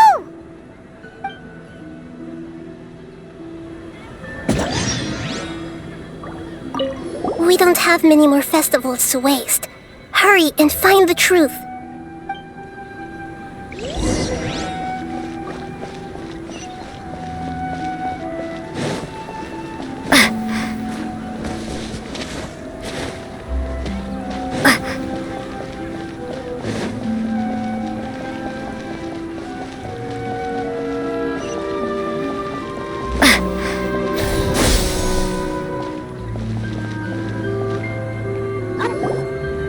Why can't we leave the city? What is the academia up to now? Don't ask me. It's not like I can tell you anything. This is a direct order from the Grand Sage. Just wait until tomorrow. I have a real emergency. My goods have already arrived at Port Ormos. If I don't hurry, they'll be stolen.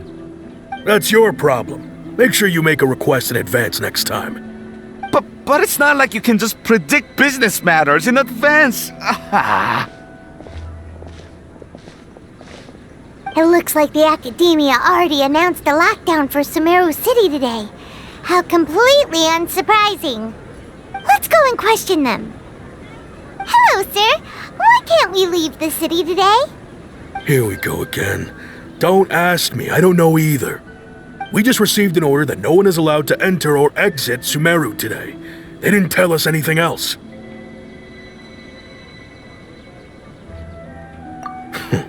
Angering me won't get you anywhere. If I had that kind of insider info, I would have left this stupid post long ago. It looks like he really doesn't know. If we can't get anything out of him, let's take matters into our own hands. Why don't we climb over the walls? Those guards can't be everywhere at once. This is a good spot, and the guard hasn't noticed us at all. Let's hurry! Huh?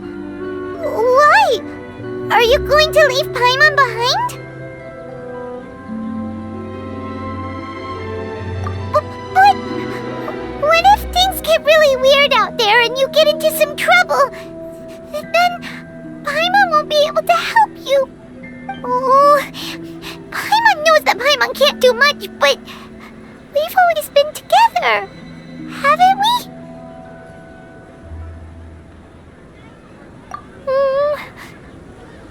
Okay. Paimon will wait for you. Promise Paimon that you'll come back as soon as possible. Just a quick look.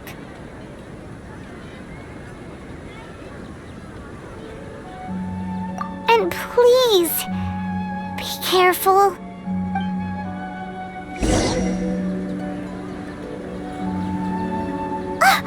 Memories!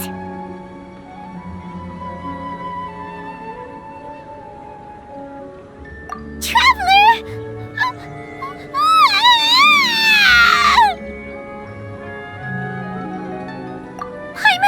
Paimon would never see you again! You just disappeared! Paimon waited for you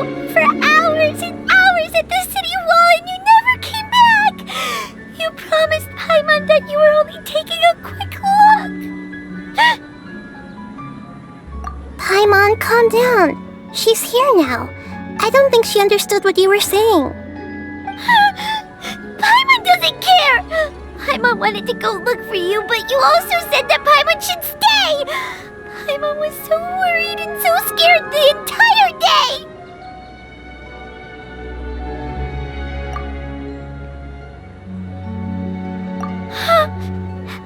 Okay. Paimon will forgive you. The most important thing is that you didn't actually disappear. Oh, Paimon was so scared that you had gone into another world. Okay, Paimon, can you tell us your perspective of what really happened yesterday?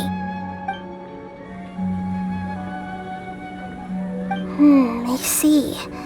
Using two people's different perspectives. After that, you left the city. Paimon kept her eyes on you the whole time, but then you disappeared in an instant.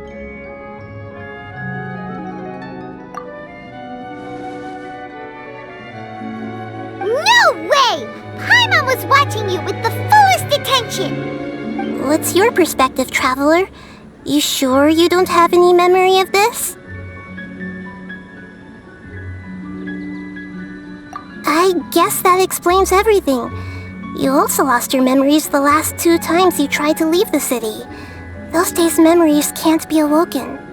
So, if we leave the city, our memories will be completely erased?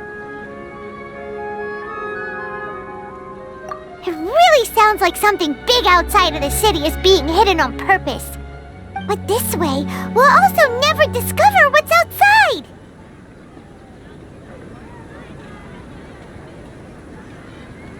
Something like a message? But how can we send it back? Don't look at me like that. I'm not used to being stared at. Well... Okay. You want something that can pass on messages, right? Give me some time and take care of Dunyarzad for me. Yep, now we're talking.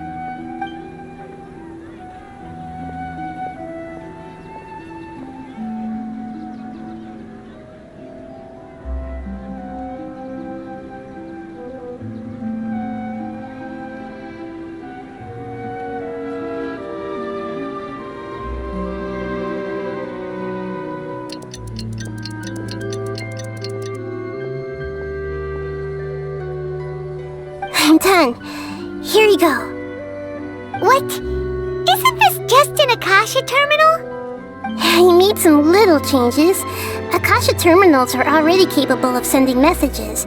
I just tweaked it so that it could connect to any node. To make something like this? Nahida, you really know the Akasha like the back of your hand. Anyway, we can use this now to record a message, right? Yep. I'll help you save the messages. It should be pretty easy to use. I just can't guarantee the user's status and signal coverage when they're outside the city. We'll never know until we try. At least we're taking the initiative now. Let's go then. Let's expose those sages.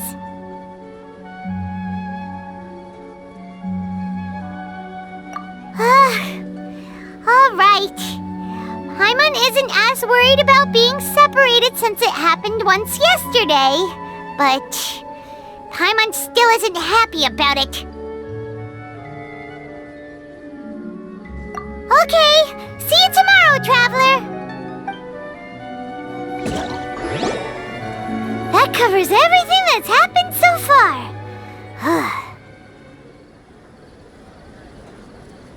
Yes. Although the signal was choppy and had some interference, we still managed to receive 2 messages from you when you were outside.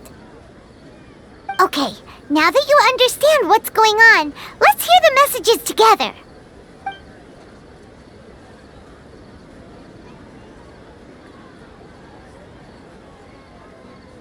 Can't go back. There are countless spaces here. Our Sub-Zero's festival in Sumeru City is just one of them.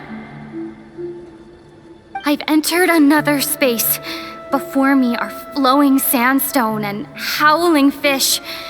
Impossible and surreal sights. All these spaces are empty. Except for the occasional ones that contain mute puppets rather than people. I can't sense any human presence.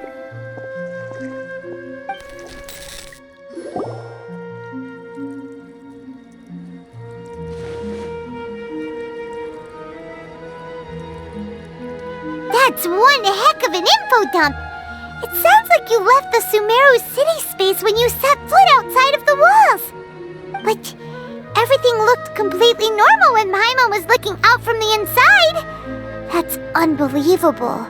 And if we take your word for it, the other spaces all had very weird contents.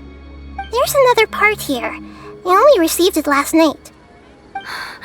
These spaces have been disappearing, one after the other, absorbed by something like a sun in the sky.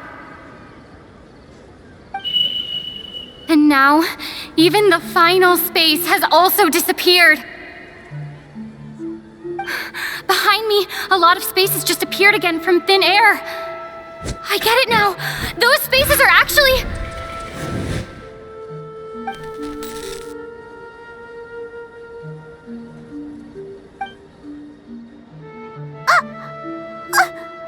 Why did the message end right there? What did the traveler want to say? What are those spaces? Probably because yesterday just happened to end at that moment. Oh, right. Paimon did hear a beep from the Akasha. Did it come from here or from the message? The message. It should have come from the Traveler's Akasha terminal.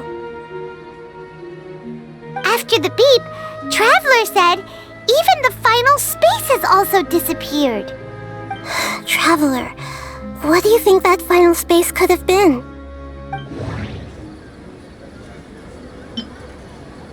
Was that space actually the real world?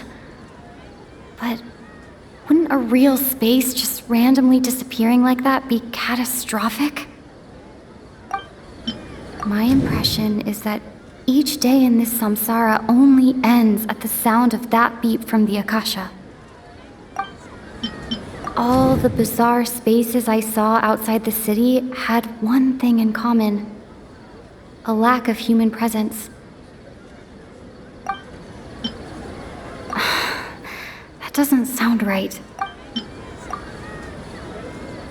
Oh, so that's what it is!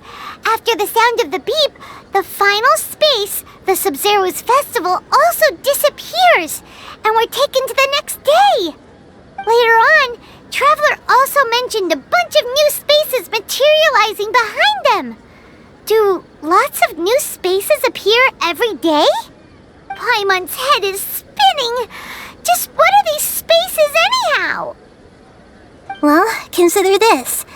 For all the horrors of the Archon War, at its heart, it was just a game where a bunch of gods fought over 7 seats. So no matter how strange or spooky things may look on the surface, maybe all they point to in the end is a small and simple secret. Wow, the Archon War, huh? That's an analogy and a half.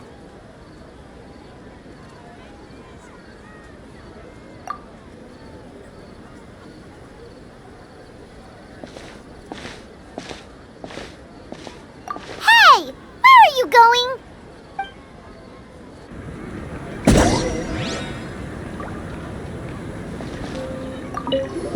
Well, consider this. For all the horrors of the Archon War, at its heart, it was just a game where a bunch of gods fought over 7 seats. So no matter how strange or spooky things may look on the surface, maybe all they point to in the end is a small and simple secret.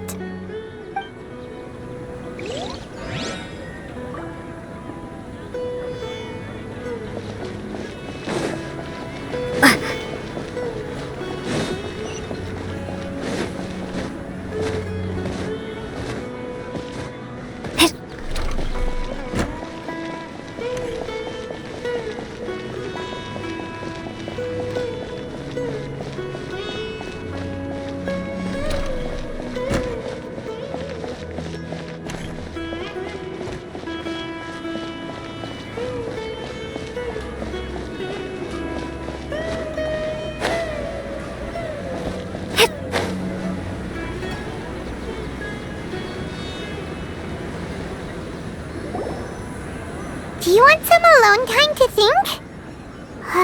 Alright then, Paimon won't disturb you.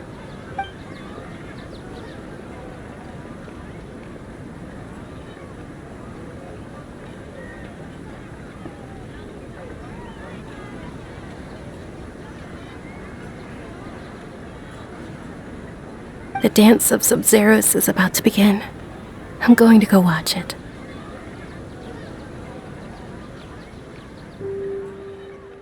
Okay. Why don't you go ahead, Dunyarzad? We still have some other stuff to do first. Okay then. See you later. Have you figured it out yet, Traveler? Time is ticking away! Awesome! What is it? Paimon wants to know! Oh, wait, no. Let's meet up with Nahida first. You can tell us both together. This time, we're gonna get to the truth.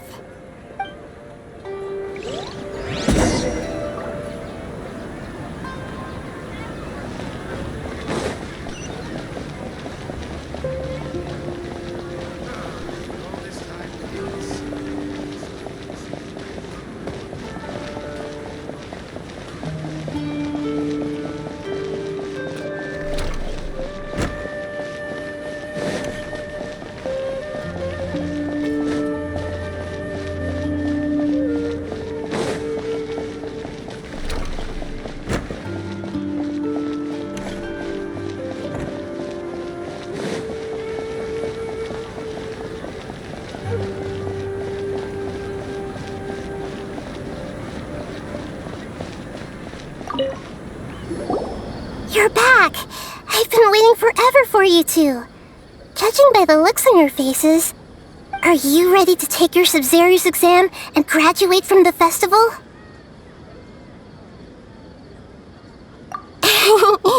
Okay, first off, have you discovered the hidden truth?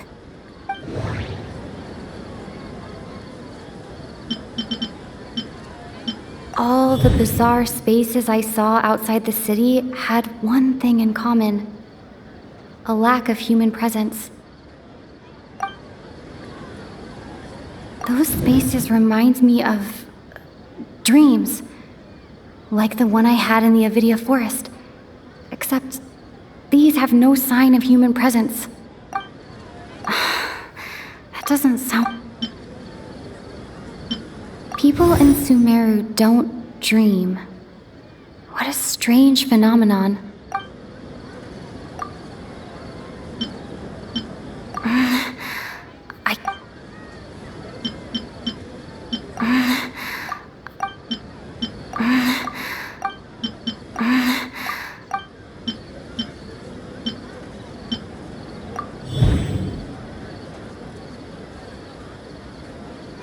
We are all in a dream.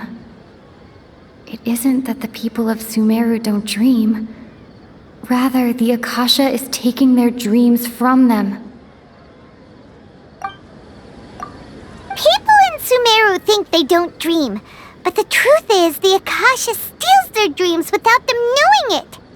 And those spaces with no human presence are stolen dreams without their host.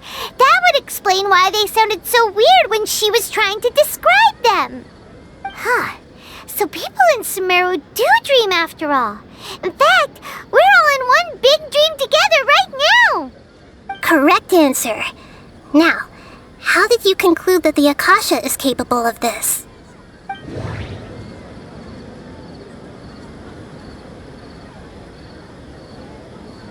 The Akasha relies on the power of a gnosis to operate. It is the manifestation of the God of Wisdom's power. It compiles the wisdom of the entire populace, and it grants knowledge to the people. The Akasha relies... That doesn't sound... Oh, okay. Those dream-controlling creatures in the forest also get their power from the Dendro Archon, right? That would explain why the Akasha has the ability to control people's dreams, too. But is stealing everyone's dreams really how the Akasha compiles their wisdom? Isn't there anything more to it than that? Dreams are fantastical, complex, and full of imagination. People's brains are the most active when they're dreaming. In other words, dreams are rich bundles of human wisdom. So in other words, the complete opposite of how Hypatia understood it. Paimon remembers her saying that the sages think dreams are foolish delusions, and the fact that no one dreams is a blessing from Greater Lord Rukkhadevata. So it was all a dirty trick? The real story is that the sages from the Academia are using the Akasha to steal people's dreams for their own use, huh? Oh? By the sounds of it, you understand the current situation pretty well. So then, what about the samsara? The beep is a prompt tone for Akasha operations. We still hear it every night, even though we removed our Akasha terminals. Those spaces kept disappearing before my eyes. But as soon as that beep sounded, many more spaces materialized. The Grand Sage said, "Go celebrate the birth of that god to your heart's content." Did he mean something more? That doesn't sound... Those dreamscapes kept vanishing. But as soon as that beep sounded, more new spaces appeared.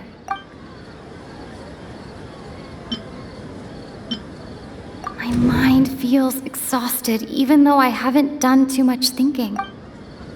We've already experienced the Sabzeruz festival many times, and the day of the festival seems to be in a perpetual samsara. That doesn't sound...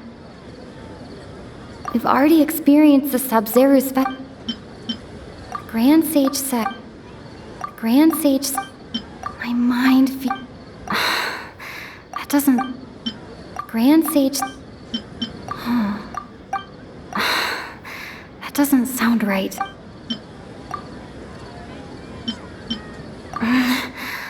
I can't...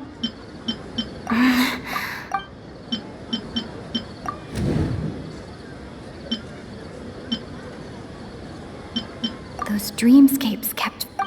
That doesn't sound right. That doesn't... Correct.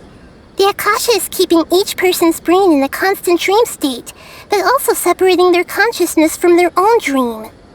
Their disembodied consciousness is placed inside the collective dream of the Sabzeruz festival along with everyone else's, while their now vacant dreams are harvested by the Akasha. No one is any the wiser as another day passes in the dream, and so begins another samsara cycle. People wake up to yet another dream about the Sabzeruz festival. The dreams that belong to them are once again harvested by the Akasha, and so it continues. So, this is like a dream factory, and the Akasha is a dream harvesting machine. Did Paimon get that analogy right? Very good, Paimon. Using analogies well is an excellent habit to get into. Okay, so that beep we keep hearing is actually from our real-life Akasha terminals. Taking off our terminals in this dream doesn't do anything. Alright, last question. Who am I?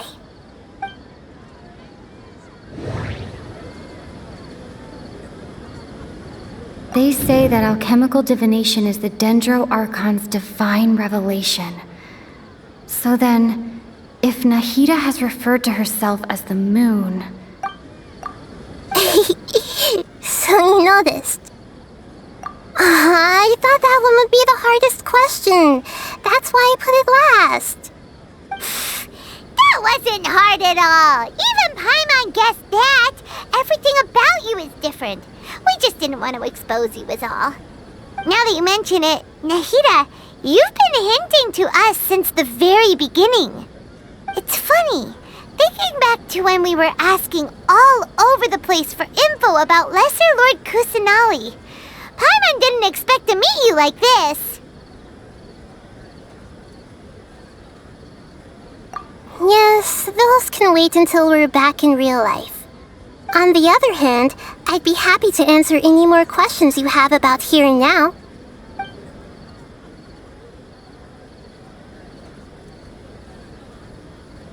You asked me this question before. My answer was, it would literally blow your mind. Now that you know this is all a dream, this answer should hopefully make more sense. Have you heard the saying, don't wake a sleepwalker? Likewise, if someone suddenly had told you all this instead of you learning it on your own, your notion of reality and dream would be thrown into irreversible confusion. I couldn't expose you to that kind of risk. That's why I could only give you very subtle hints and some suggestions. Long story short, I'm really sorry I had to keep you guessing. Firstly, this dream we're in is completely based on reality. People have already experienced this Sub-Zero's festival, so it would be very difficult for them to find anything that strikes them as surreal. Secondly, you're probably wondering why people don't have any memories from earlier samsara, right? That's because people don't remember their dreams most of the time anyway. And in any case, their actual dreams are being taken away from them by the Akasha. So whenever they wake up in this dream of the Sub-Zero's festival, they don't remember anything from their previous identical dream. That reminds Paimon. Traveler had a dream when we were in the Avidia forest, but couldn't see what it was about after waking up. Is that an example of what you mean? Yes. Only after receiving the blessing of Dendro can a person gain the Dendro element's dream-enhancing power. That explains the feelings of déjà vu. Meanwhile, everyone else has no idea that they are in the Sub-Zero's festival samsara, while their dreams are stolen from them over and over again.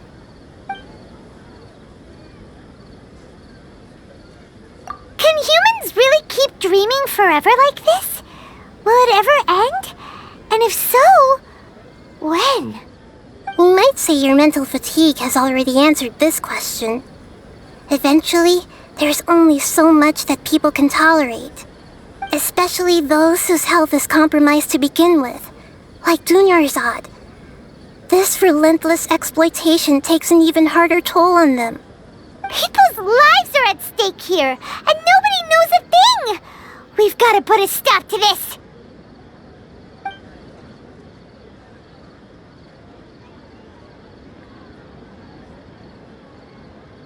I know, right? Why did they have to base this dream on my birthday? Could it really just be a coincidence? Even you don't know the reason? Wow, now that's strange. The Academia sages are determined to harvest lots of dreams in a short time, no matter the cost. They have to be up to no good. Unfortunately, I don't know anything about it. Traveler, do you have any information?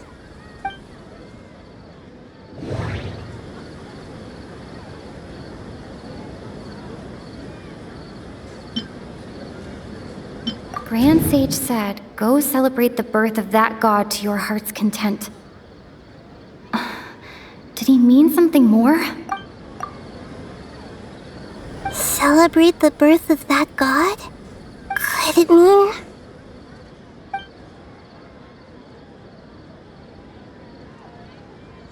deceiving the people of Sumeru with no regard for their safety?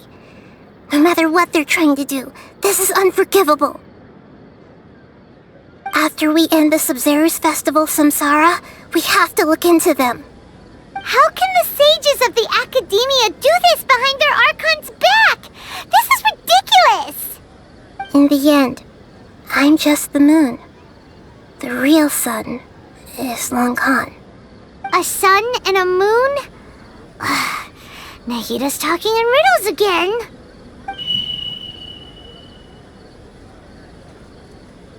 Oh, we're out of time today! I'll tell you how to break free of the samsara tomorrow. See you then.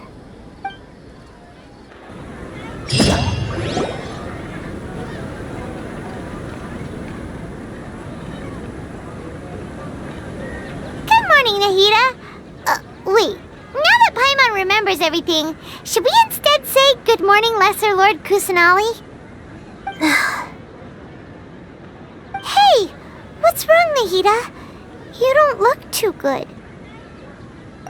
I'm afraid that what you're thinking right now is correct. Did Dunyarzad already disappear? No way! Are we too late? The real Dunyarzad's consciousness has indeed disappeared. It can no longer endure the constant dream harvesting.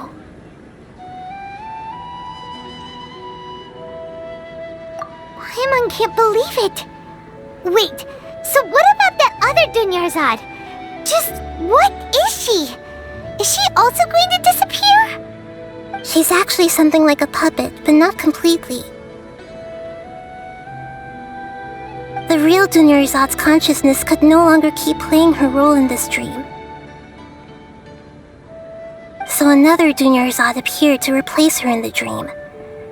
Just like the grass and the trees, that Dunyarzad is just a building block of the dream that helps to keep it going. But personality-wise, she's nothing like the real Dunyarzad. Puppets are stiff and can't copy a living person's vitality. After all, they're just there as filler. You know, speaking of which, the old Dunyarzad might not have been too different from a puppet. Dunyarzad truly believed that she met you within her consciousness, and it was you who inspired her. So you do remember her after all. Yes. Back then, her family was overly protective of her. No one cared about her personality or thoughts. It was as if she only lived to stall her Elazar. I just gave her a little wisdom so she could look at life in a new way, so that she could be her own person. But even so, she's still far from it. I'm still a long way off from being a real Archon. I couldn't even save her. If I were a competent Archon, I wouldn't have let my most faithful follower die at the Sub-Zero's festival with so many regrets. Please don't beat yourself up over it, Nahida. It's the Sage's fault, and theirs alone. I'm not beating myself up. All I did was to rationally observe the distance between myself and a real Archon. Don't be like that, Nahida. Even real Archons are still allowed to be sad.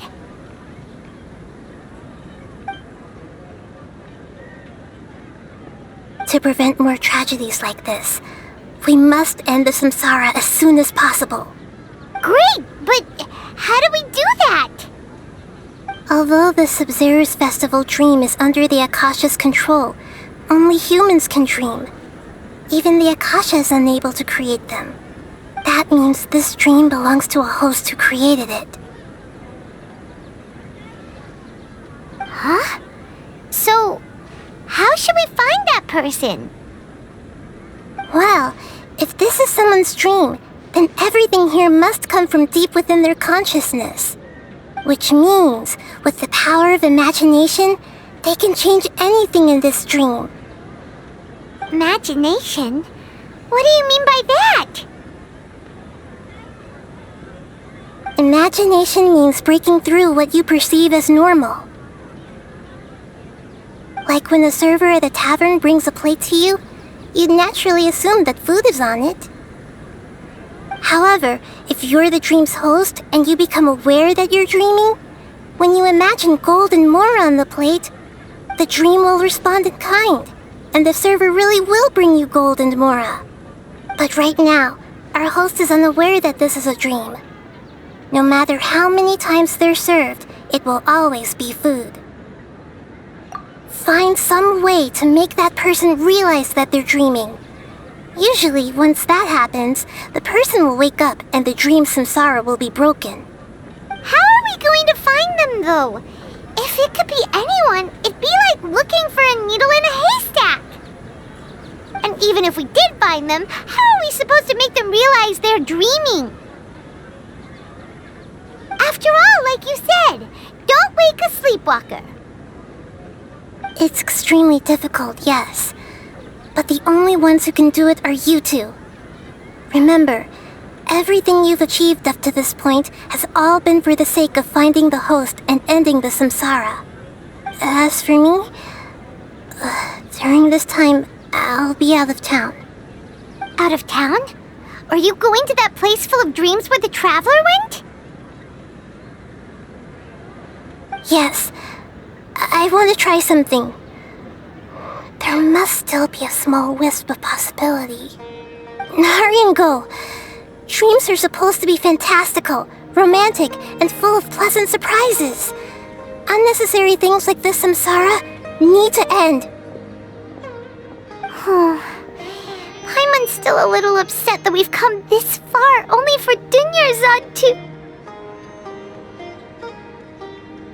She was such a good person, with such a simple wish. But fate was against her.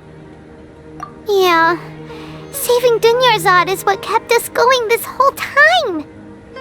But we mustn't lose hope, Traveler.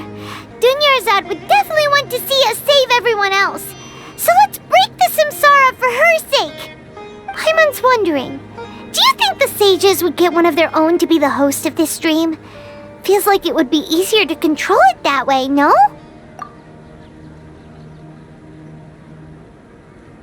Huh. That's true.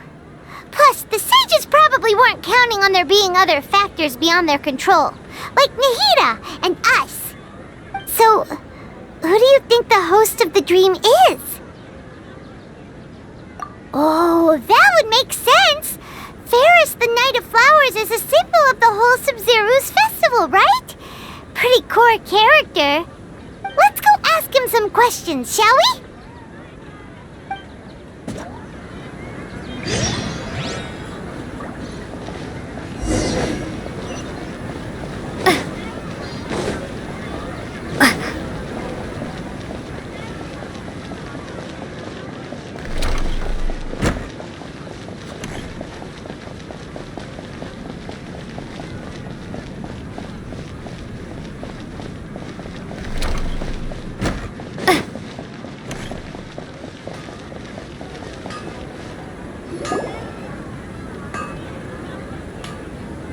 You're back. You left in a hurry last time. Is everything okay? Everything's fine, just... it's a little hard to explain. Would you mind taking part in a little experiment with us? An experiment? That came out of nowhere. I'm listening, though. What do you need me to do? Could you make a wish? You want me to make a wish? Is that a new Sub-Zero's festival tradition or something? Less questions, more wishing! Okay. My wish. Okay. I'm a little nervous saying this out loud, but I want Miss Dunyarzad to be happy. Oh. I noticed earlier that she looked a bit down, and she wasn't really talking to anyone. She just doesn't seem like herself. She's always so gentle and kind, and all the kids love her. I've also wondered if the reason she asked me to be Fairest Knight of Flowers is because I'm special to her, or something.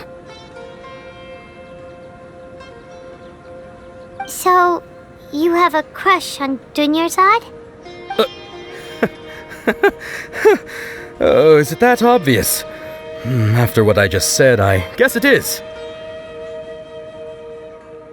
When she placed the hat of the Knight of Flowers onto my head, she said to me, I want everyone to have a happy Sub-Zero's festival. What she didn't realize was that I'm not that interested in how everyone else feels. In that moment, I just wanted to be her Knight of Flowers for the rest of my life. 50 years, 100 years, I'll serve her till the end of time. Okay, yeah, that was a bit much. Felt like the right moment to get it off my chest, but that was pretty embarrassing. Okay, I'm ready to make my wish. I would like Miss Dunyarzad to appear in front of me right now with a smile on her face. Here goes. Please come true. I'm gonna open my eyes. Oh, you're...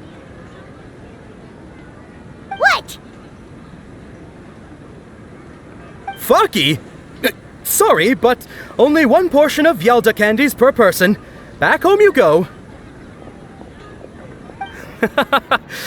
Nice try, you two. Anyway, never mind. I don't need to see her appear right in front of me. As long as she's happy. Guess he isn't the host of this dream after all. Should have expected it wouldn't be this easy.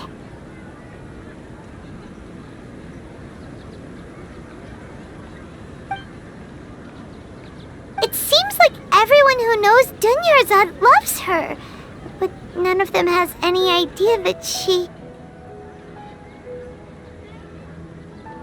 My lady, step back.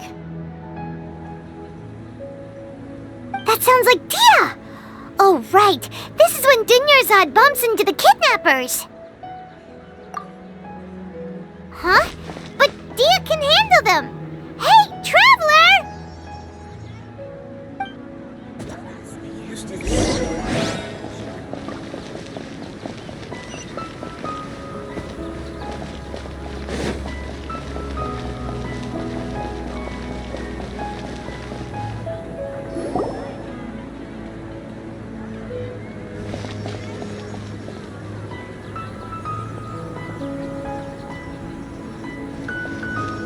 Oh, it's you. Great timing. Please take... Hey, this is my job. The homie Yannis pay me, not you. You... Fine, alright. Knock yourself out. Why are you so worked up anyway? It's not like I don't trust your fighting skills. Anyway, watch yourself.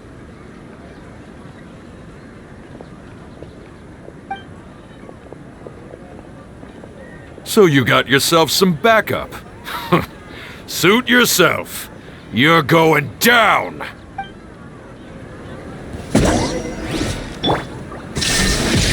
Teamwork is dreamwork!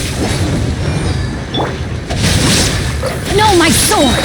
Let me weave you a... Scatter!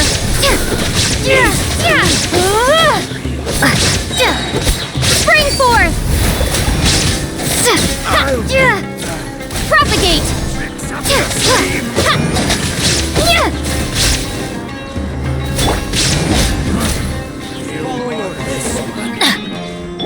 Illusion shattered! Where do you think you're going?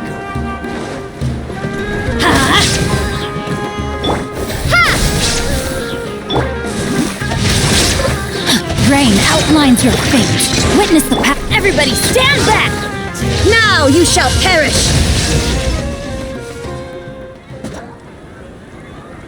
Traveler, were you just taking your anger out on those guys? You and Nahida both. Dunyarzad wouldn't want to see you two like this. Oh, and speaking of her, Paimon just remembered something. Remember how during the first Sub-Zero's festival, before the Samsara started, we came here with Dunyarzad because she wanted to pick something up? She said it was because she had forgotten something. Okay, so Paimon's memory is working so far. Anyway, Paimon also remembers that she is staying somewhere around here. She pointed it out to us the night before the Sub-Zero's festival. Yeah, even if it's only a tiny clue, it'll probably still help us more than this needle in a haystack search.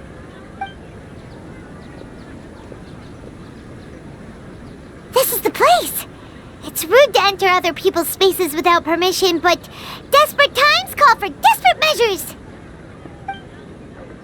Hey! The windows are unlocked! Okay, Paimon's gonna take a peek inside.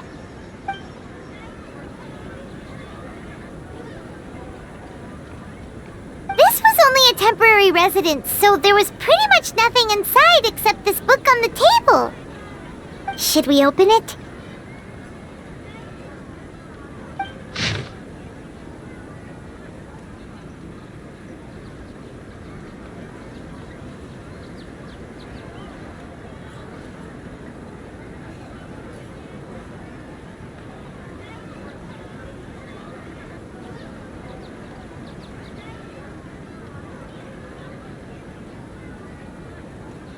Wow!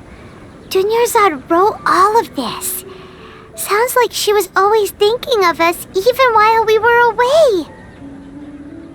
Even though she was also busy preparing for the Sub-Zero's festival and had all her health problems to worry about. She must have wanted to give this to us as a gift on the day of the Sub-Zero's festival, right? If we hadn't found this book, we never would have known. But now that we know, we can't even thank her. Hey! Where are you off to now?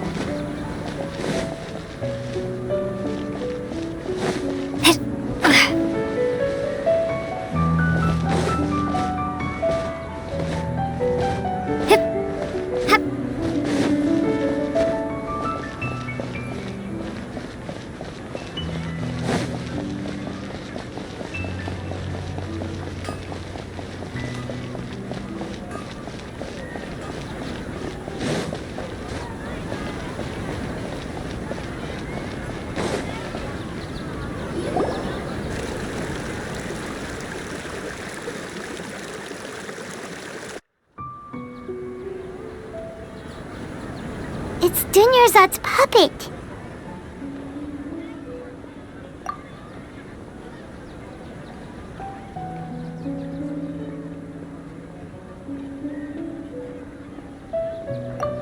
Traveler? You must be exhausted. Come to think of it, we've been stuck in this place for a really long time. Heck, even the last time we were chatting happily with Dunyarzad feels like an eternity ago.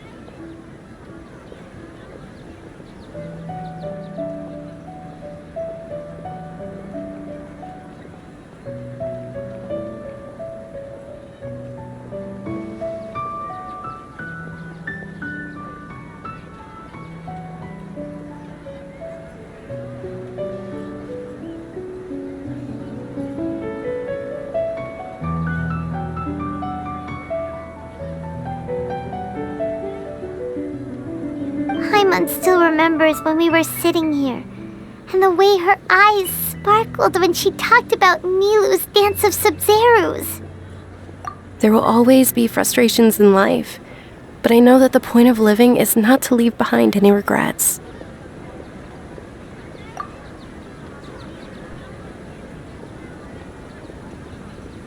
That was what the real Dunyarzad said, wasn't it? Does that mean... Yes, Traveler. What is it? Oh, so she's still just a puppet. But just now, how come... What? Where are we going this time?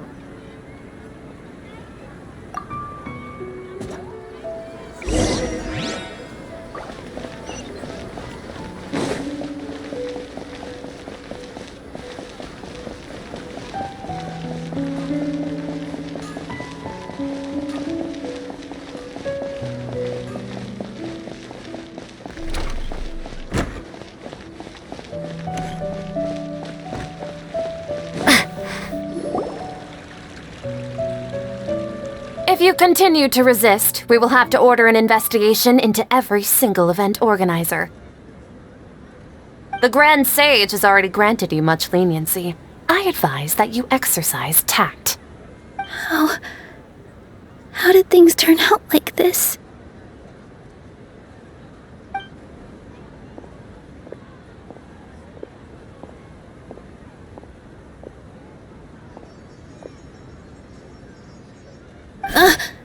Traveler? You don't have to get involved. He's a sage from the academia. I don't want to drag you into this. Traveler? Traveler? What the heck are you doing? If you get arrested by the academia, that's another day gone to waste!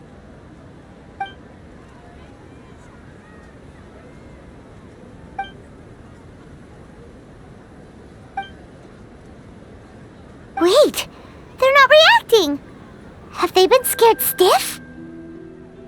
Oh, of course! If this is the sage's plan, they wouldn't put themselves through this! So they're just substitutes! What is this? What happened to the Grand Sage and his entourage?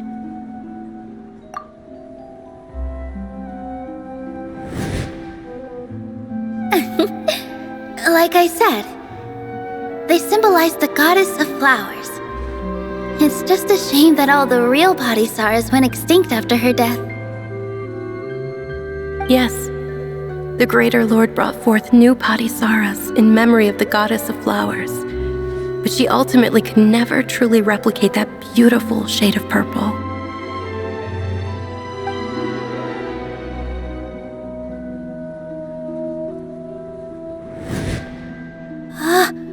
That beautiful shade of purple.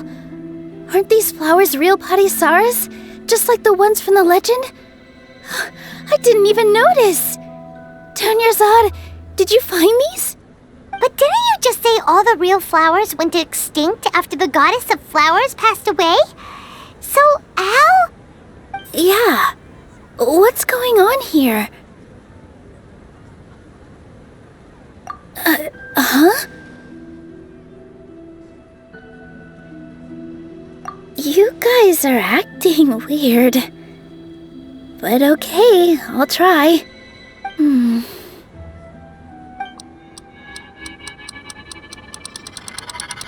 Hey!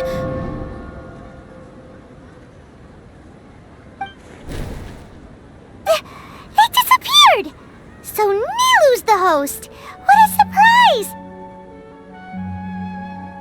Purple Padisaras don't exist in the real world anymore, but in Nilu's subconscious they can appear as decorations on the stage! It's just like the example Nahida told us.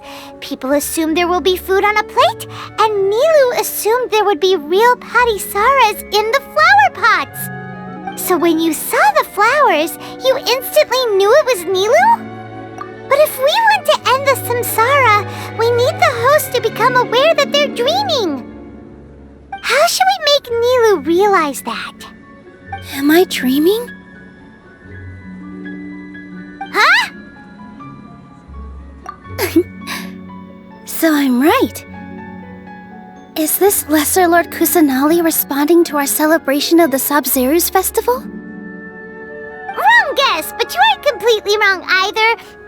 The point is, what made you think this is a dream? As far as you know, people in Sumeru don't dream, right? Yeah, but have you heard the tale of the first sage? To prevent a calamity, he went on a journey to find the Dendro Archon. Ooh, sounds familiar. Dunyarzad told us a story like that when we first arrived in Sumeru City. So it was about the first sage, huh? Yep, but in the part you heard, he hadn't become the first sage yet. There's more to the story. His piety and wisdom were acknowledged by the Dendro Archon, and she finally gave her blessing to him. All kinds of spectacular scenes appeared in front of the first sage, as if all the knowledge in the world was being painted onto a canvas right before him. He was captivated. After who knows how long, he mastered all the knowledge he could comprehend. Afterward, he said to the Dendro Archon, "I miss my parents, my wife, and my children. I've been away from home for far too long. They must be worried." The Dendro Archon smiled. The next second, the sage found himself lying in his bed, as if he had just woken up from a dream. His wife, lying next to him, said, "You're off to search for the Dendro Archon today, aren't you? Have a safe journey, my love." In the end, the first sage took care of many disasters in Sumeru City, and founded the Academia. What a happy ending. So, the first sage was dreaming ever since the beginning of the story? He never went on his journey? Yes, but his faith and determination were conveyed to the Dendro Archon, so she blessed him in the form of a dream. Paimon understands where you're coming from now. That's a really interesting connection. But we really gotta wake up soon, like the sage in the story. I see. Well, it just so happens that today's Sub-Zero's festival is almost over too.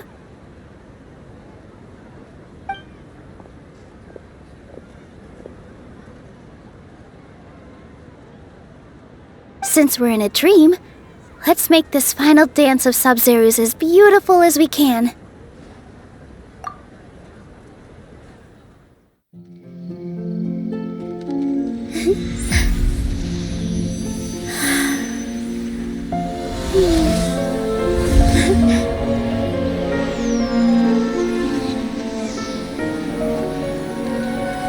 The wait is over, everyone. I dedicate this to our god, the dance of Sub-Zero's.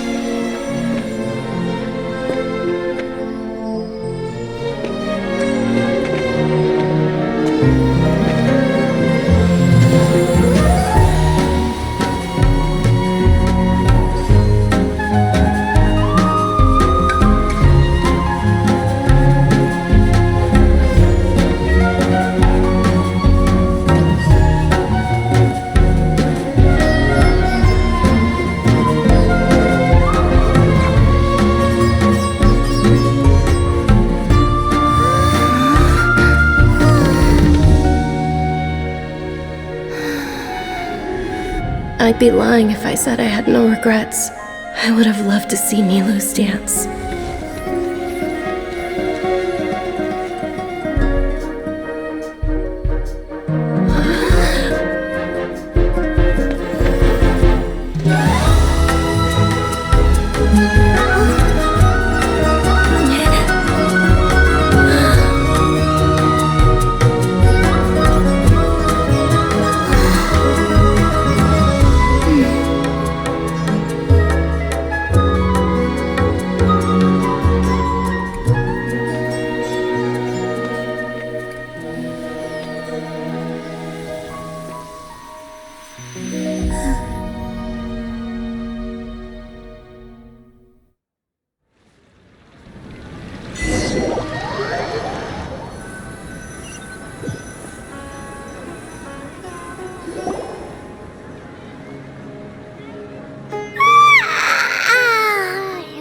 Good morning, traveler.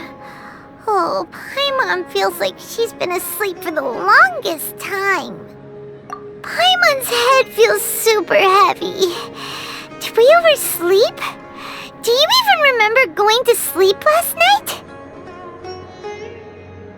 Paimon thinks it was after the Sub-Zero's festival. The Sub-Zero's festival!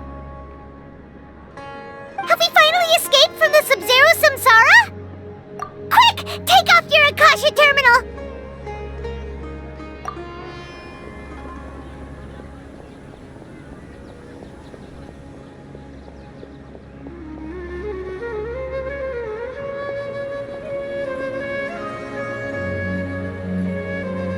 She's not in her room!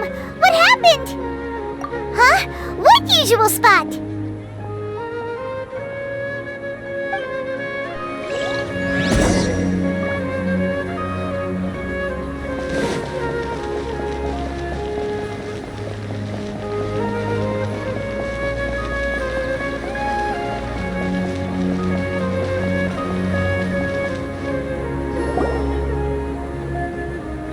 Well done, Traveler and Paimon.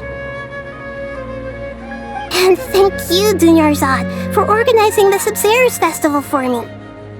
I'm sorry, who are... Dunyarzad! You're okay! Oh, don't scare us like that!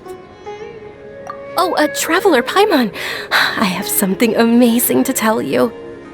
I just had a dream, and I saw Nilou performing the dance of Sub-Zero's.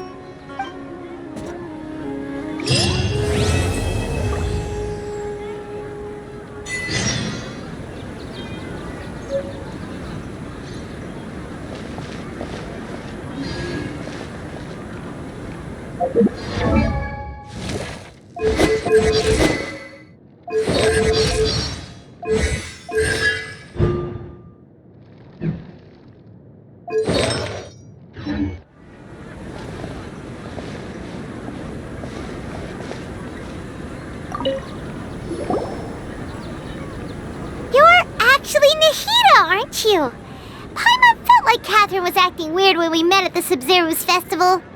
And Dunyarzad, did you save her? It's a really long story. We shouldn't disturb her. Her consciousness is still weakened. Let's chat somewhere else. How about by the Traveler's favorite bench?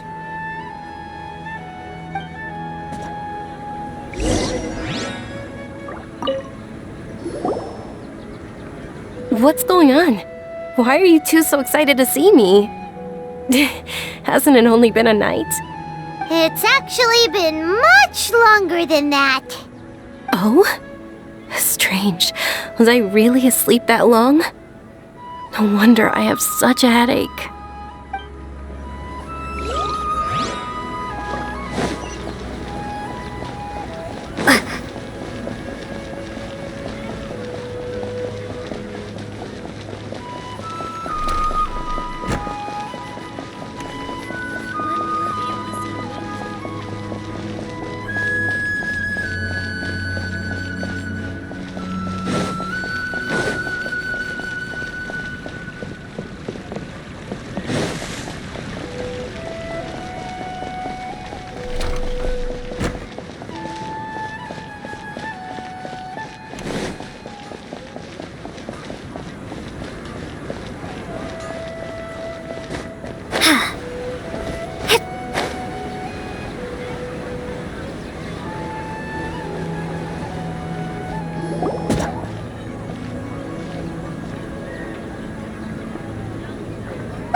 About Dunyarzad first. It's such a relief that she's alright. After we parted on the last day of the Sub-Zero's festival, I left the city and saw what the Traveler had described. Among the countless dreams, I found one that was growing fainter and fainter. This proved my suspicion. Once Dunyarzad could no longer bear the Akasha harvesting her dreams, her consciousness began to dissipate. But this also meant it escaped the Akasha's control. Such a small fragment of consciousness can't last for very long, though. It will return to its original dream, where both will gradually fade until they completely disappear. I used all the power I had to keep her dying dream alive as long as possible, but it still wouldn't have lasted for much longer if it hadn't been for you two breaking the samsara. So it looks like we did manage to save Dunyarzad in the end. And not a moment too soon. Huh? Why are you two smiling so happily? I thought you'd be so moved that you'd start crying. I need to spend more time observing human emotions. Both are fine. Everyone reacts differently. Alright, you two must have a lot of other questions for me, right? After all, you saved my faithful believer. As your reward, I will answer any and all questions.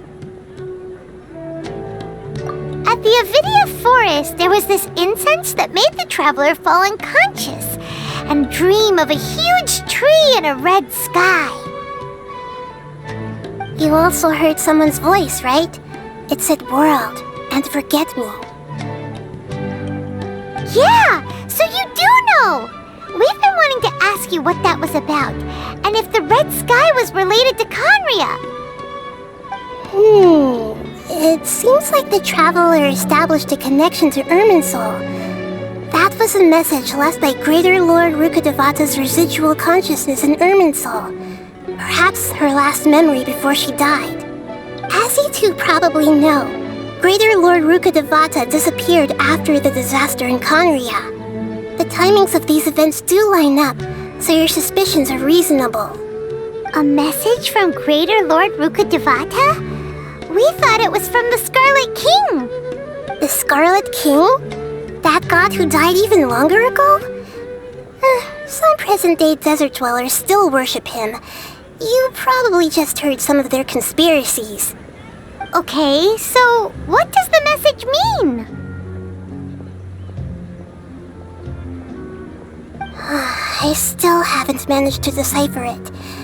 Even the Akasha isn't currently capable of doing that. Greater Lord Rukkhadevata's residual consciousness in Irminsul seems to be contaminated with something that has a very dangerous aura to it. Many devoted scholars go mad as soon as they connect their consciousness. I've warned the academia about this many times, but people still keep falling victim to it.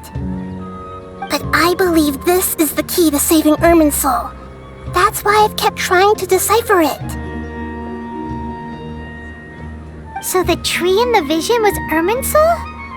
Oh, Tainari also said that Irminsul is sick! Is it because of the contaminated consciousness?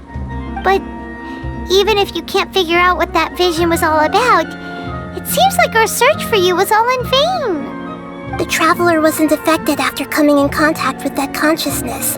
I've never seen anyone like that. With you here, we may have a chance at deciphering it. No, we must decipher its secrets.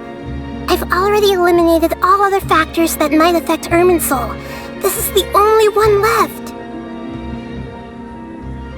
This puzzle has life and death at stake. It could determine Irminsul's fate, as well as Tevat's.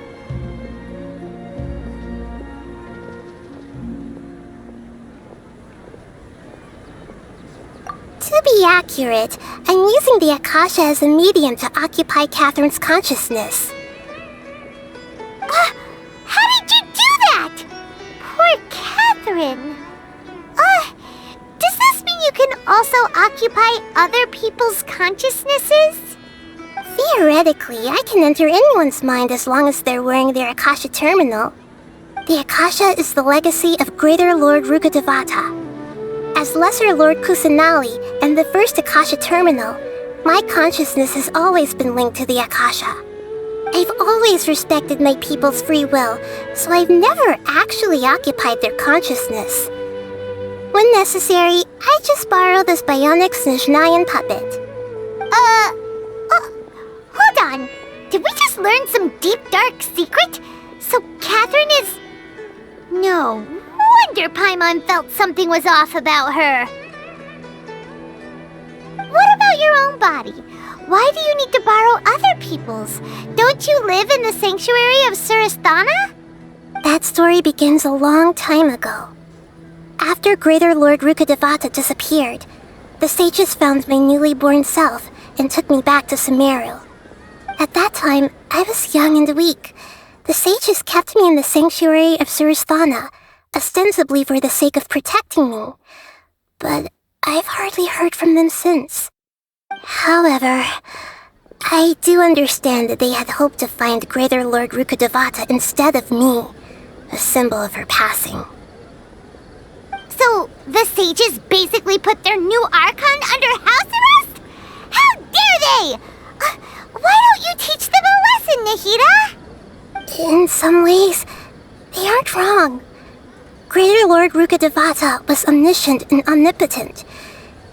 Even after her death, the Akasha is still empowering this nation. And I'm still really far away from being able to call myself the God of Wisdom.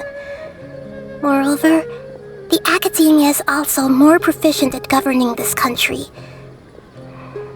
My existence has little meaning. Yeah, you got a lot of believers. Just look at the Sub-Zero's festival. Everyone who showed up truly loves you. Thank you for the kind words. But I honestly don't need physical freedom as long as I can connect my consciousness to the Akasha.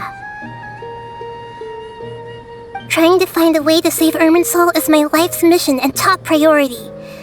I will work on that, and try to live up to being a deity in the meantime. Every once in a while, I will also take up the duties of the God of Wisdom and enlighten a lost soul here and there.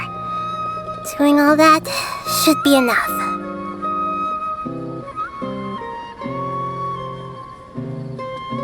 There's never been any big problems with the Academia's governance of Sumeru. This is the first time I've seen them step out of line. I wonder what caused them to go down this path, and what they hope to achieve. Even though the city's residents haven't noticed anything strange, if the traveler hadn't broken the Sub-Zero's samsara, the situation could have become dire. I tried to do some investigating in the Akasha, but I couldn't find anything suspicious. And all the people of interest seem to purposely avoid wearing their Akasha terminals. I think they're deliberately trying to hide something. Oh, that reminds Paimon. In Gandharvaville, there was a sage who had invited Tainari to join some kind of project. Could it be related? Regardless, I need to first investigate the sage's motives, make things right, and punish them if needed. But I'll have to be discreet, or they'll see me coming.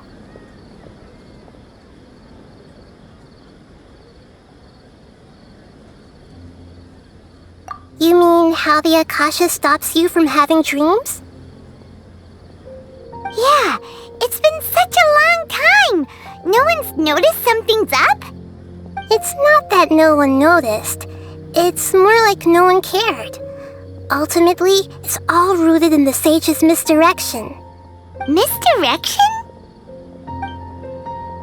The sages convinced everyone to believe that being unable to dream is a sign of rationality and wisdom.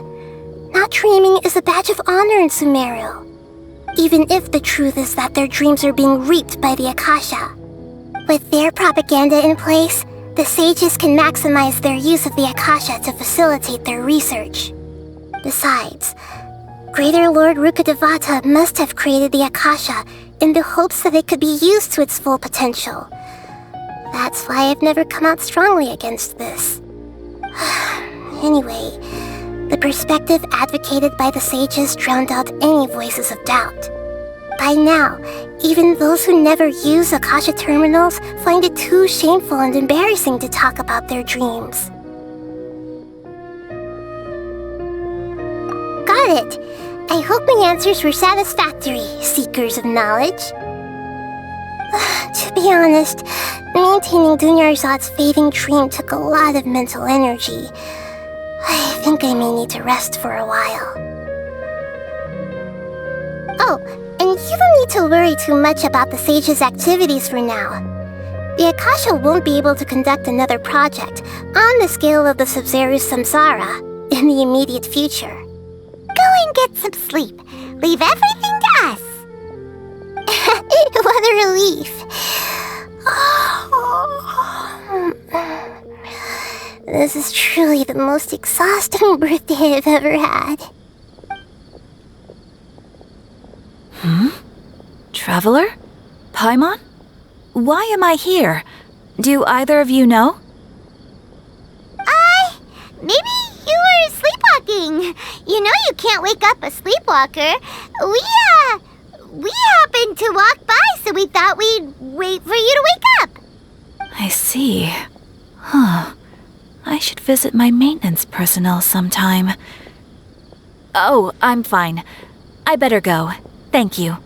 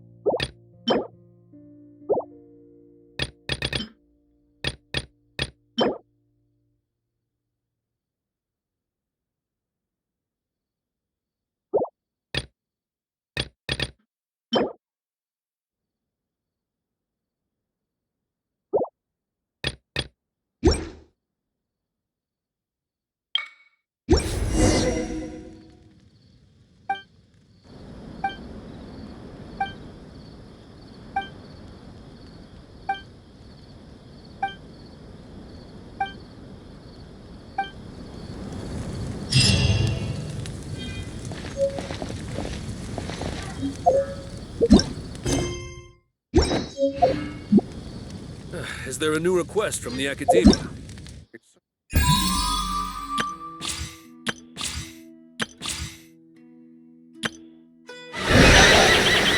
Hand this work over to the Yellow Mines.